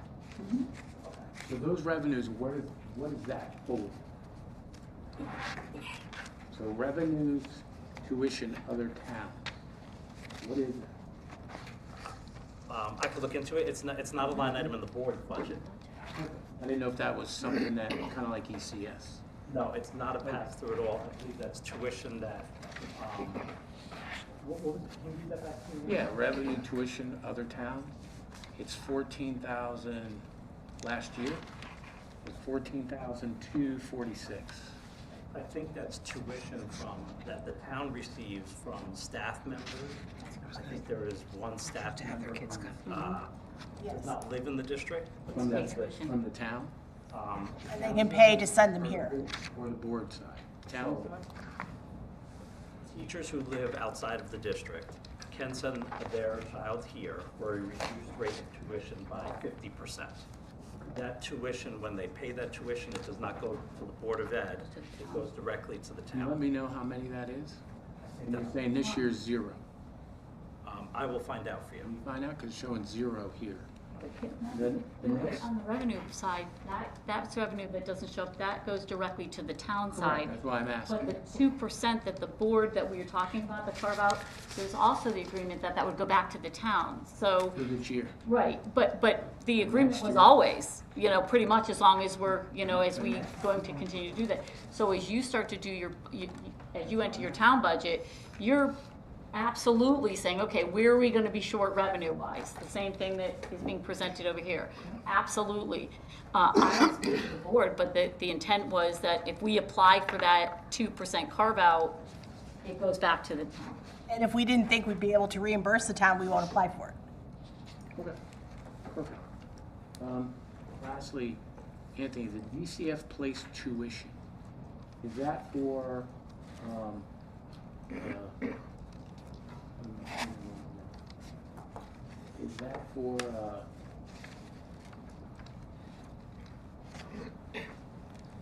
foster kids? No. And if it's not, where's the money that we get from other districts for foster kids? Where does that go in the budget for revenue? Any ones that are DCF placed would be here, but I don't have any currently in this year. So those children that are foster children that are being fostered in New Milford, right? The other districts pay for those children. Well, it depends on how they're placed. It depends on what the state DCF decides the nexus district is. And they might decide they're our kid, and so then we don't get the tuition. But they might say. Would that be in this line? Mm-hmm. So we're saying this year, 0. Yes, in 21-22, we collected $98,000. In 22-23, we collected $47,000. 23-24, we collected 0. This year, we expect to collect 0. So the budget for next year, we are no longer hanging out the expectation of 85 grand like we have in this year, because we're not going to meet that. We have no placements here. Instead of having an expected revenue of 85 grand that we might not fill, we're reducing that expectation to 0 next year. Results in a budget increase in the Board of Ed for 85 grand. Thank you. I have a quick question. Sure. On the excess cost, I'm just let's get some clarification on the excess cost line. Because we were just talking about the special ed tuition, and I was trying to understand a little bit what the dialogue was, where that money was coming from. And then I'm reading here, it says special ed at an expected 68% reimbursement rate. So is that money crossing over? How is that money different? Because it sounded like, I was trying to understand when you were explaining the special ed tuition, I was kind of getting confused with the excess cost. Could you explain how that breaks out? How much?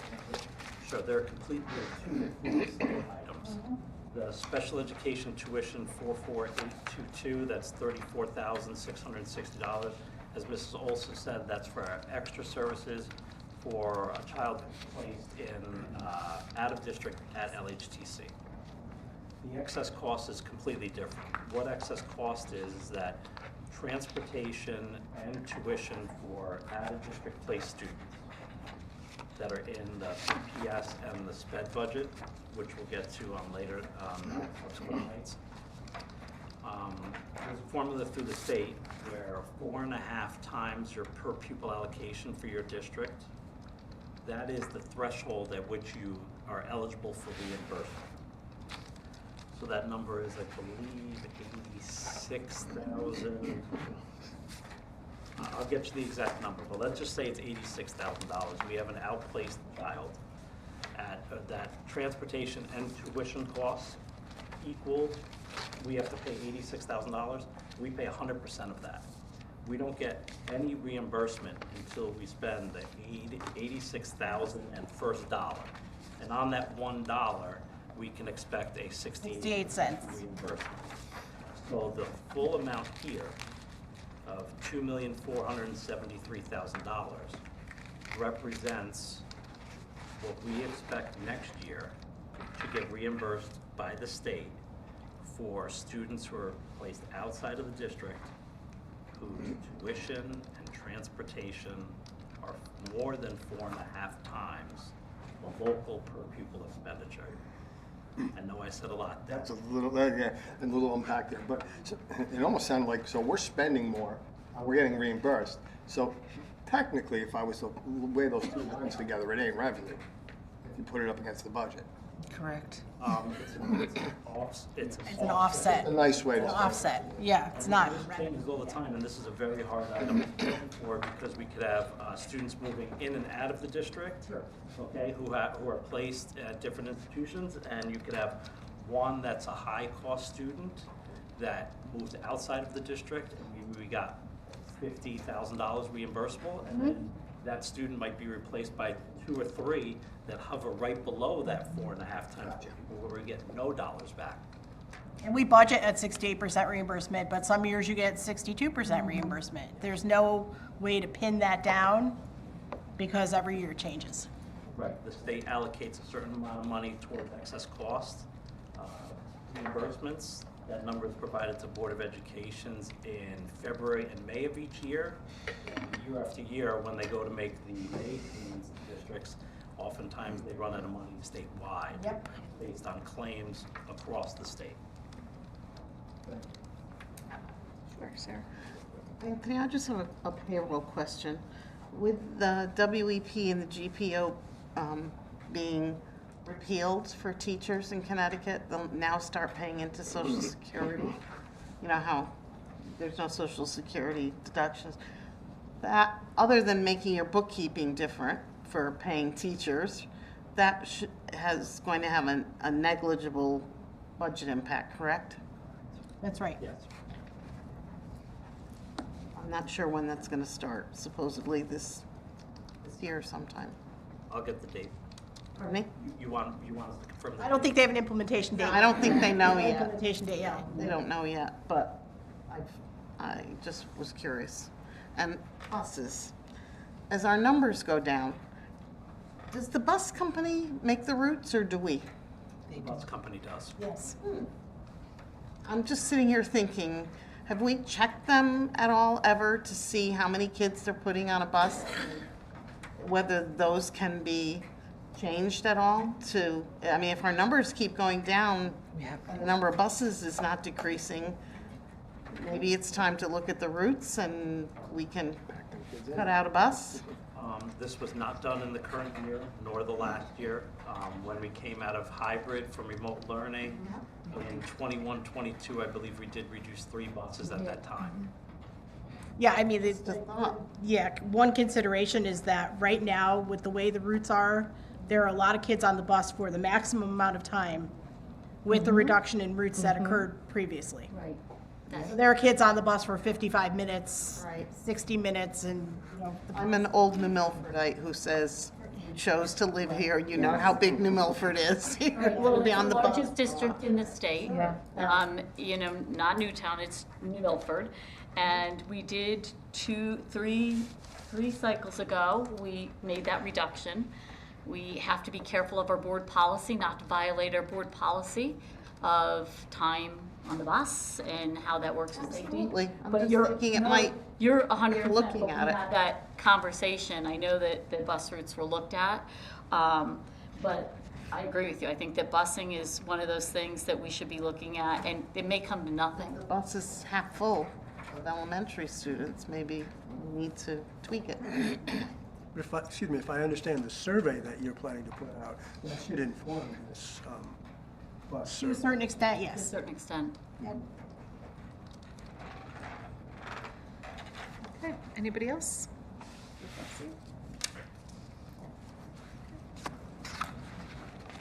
Revenue, just briefly, real quick on my department here. Oh, it's not looking at that, I apologize for that. This corresponds to page 68 in your budget book. It's going to be a little bit more included there on the positions that are covered. Quick highlights of the non-salary items. The professional services line is going up 4.45%. We've very budget for such things as for ACA reporting, as well as the munis user fee that we share with the town. The next line down, the 53310 line, that's for audit services. We share that with the town as well. That's the Board of Ed portion of the audit fee, projected for 25-26. Printing line within my department is being reduced, cut in half. The only printing really we do is corresponds to the printing of asset ID tags for the district that are on laptops and capital pieces of equipment. The travel line is being reduced by about $6,000. That's all tied to travel to the yearly Munis conference. Supply lines are flat. The second line up from the bottom is going up by $250. That's related to CASBO membership fees, that's the professional organization of school business officials. And then the last line there is for the cyber and liability and auto property insurance. That number is not projected by us here at the Board of Ed, nor is it projected by the town. The KERMA, who's the risk management consultant for both entities, provides us with that budget number to use for next year. Are there any questions on the Department of Fiscal Services and Operations? Two questions. The audit fee, we split with the town. Correct. And Munis, what year are we in Munis? For that, aren't we doing payments in the Munis for the actual program itself for the software? This is the annual. Okay, but it's forever? I thought it was a contract of X amount of years. If you want to keep going. For the platform. For the platform? Got it, okay. Good.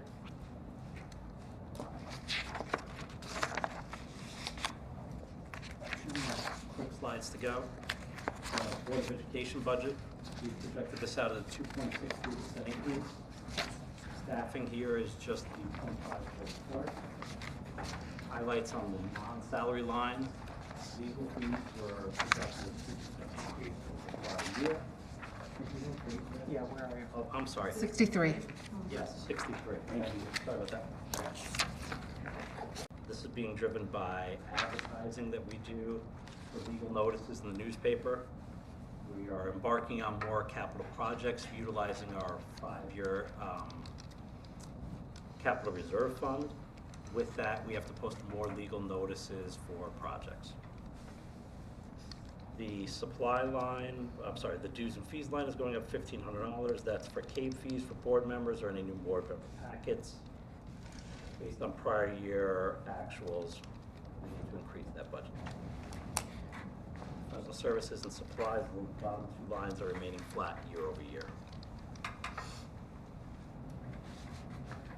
you have questions? Just the legal. Can I get the legal? That's always a struggle. Legal, we've run over, we've had to transfer into that account previously. Yes. This year we have a major bargaining unit, which is going to be, there's going to be a little bit more time involved, or a little bit more involved, and we also don't know what's coming down the way. So I guess I'm asking you, I appreciate you keeping a conservative number of 2%. I know it's a guess, but obviously that takes into account our fees for negotiations. Yeah. Okay. The last slide for this evening is the Office of the Superintendent. Yeah, what page is that? Sorry. 64. Yep, page 64, everybody.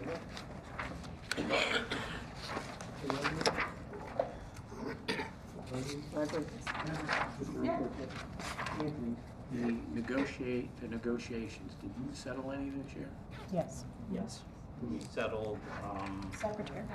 Paris.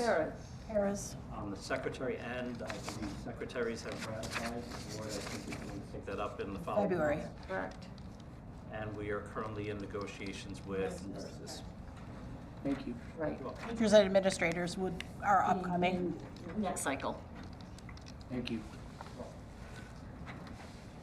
On page 64, the Office of the Superintendent, we're projecting a 2.43% increase.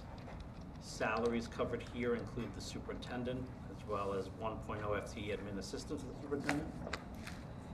The only change of the salaries here is an additional $500 in supplies. So all other items are flat. Questions?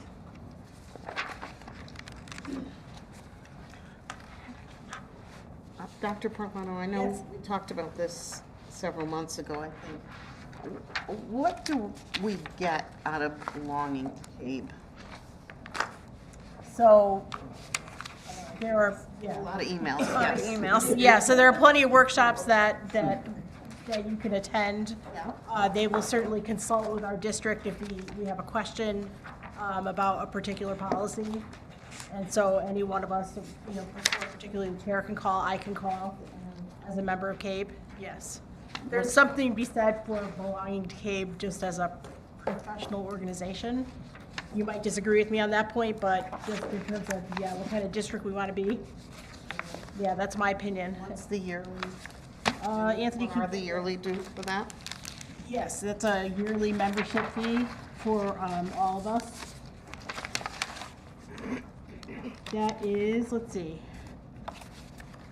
I don't know KBIS by itself, Anthony. We might get that. We will follow up. Yep. Last year during budget, that was a question, and a memo was sent to the board regarding what we get for the price of CABE. Yes. So I actually have it here. So if you pull it, you can just resend it. It's a complete line item. This is what you get. That's helpful. In addition to what we get, it'd be useful to know how much it's. Yeah, if no one's using it, then that's a different story. So I want to know how many people. We can talk about it. I was gonna ask, yeah, was it?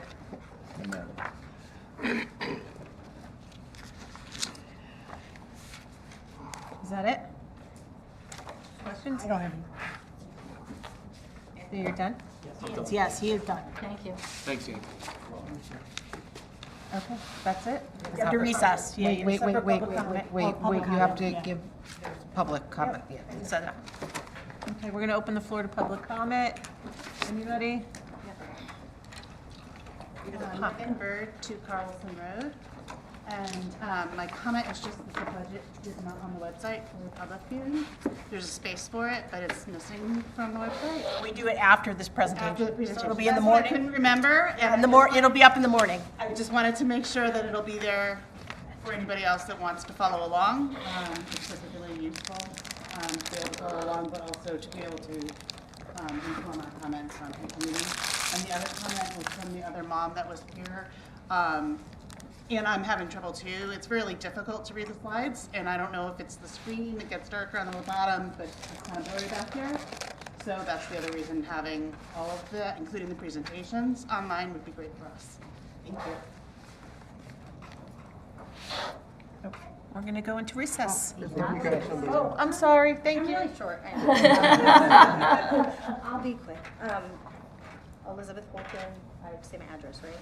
Yeah, 96 Lanesville Road. Good evening, everyone. My name is Elizabeth Holton. I'm a kindergarten teacher at Hill and Plain School. I'm also a parent of 2 Hill and Plain students, James, who's in 1st grade, and Ben, who was in Excel. At a recent staff meeting, we listened to Dr. Parlato outline our district's performance compared to other area schools. And as a teacher with over a decade of experience, I've observed several areas where I think we can make improvements. As you begin your budget discussions, please consider the importance of early intervention. Research has shown that early intervention is crucial for student success. However, in kindergarten, external intervention doesn't begin until March. General education teachers are dedicated to meeting the diverse needs of all of our students in our early learning classrooms, K2. It's almost impossible to effectively manage the behavioral, social, emotional needs of our classroom while still providing academic instruction and interventions that these students require. To address this issue, we propose the addition of more student-facing roles, staff in the K2 buildings. This would enable teachers to effectively meet the needs of our students, all of our students, including those who require intervention, our multilingual learners, our special ed students, and those in need of enrichment. Our student population is changing, and we need to provide additional supports to keep our class sizes small, help manage behaviors, and ensure that these students have the direct learning opportunities that they need to thrive. So as you're making your deliberations, please just consider those things. Thank you. Thank you. Thank you. Go ahead, Alex.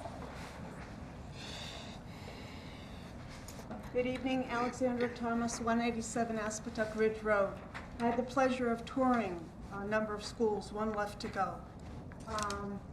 And I saw firsthand what you're talking about with the changes in the culture. The schools are doing a phenomenal job. They look fantastic, and the feeling in the buildings between last year and this year even is so much more warm and seemingly happy. The children seem happier. And I think that's what's happening is what you're wanting to have happen, because if they're happy, they're going to learn better. But I too worry about the kindergarten and those paraprofessionals I think it's critical that they get enough support. That's where they start for many of those children. They start in our school system there. And if they're not getting the proper support at that age, I worry about them struggling even more down the road. Where our town is changing.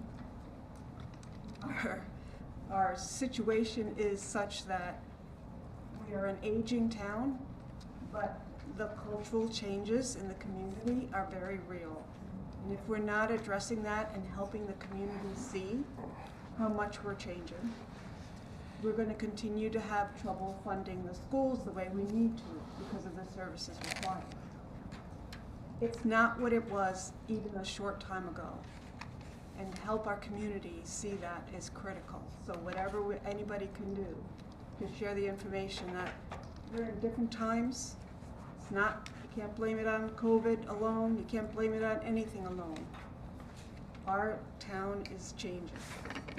And we have to address the needs of all of our students, not just the students who do well or who have special services that can be taken care of. So I ask that you take a look. I'm included here the number 2 of how much it would cost to really bring in those paras for kindergarten.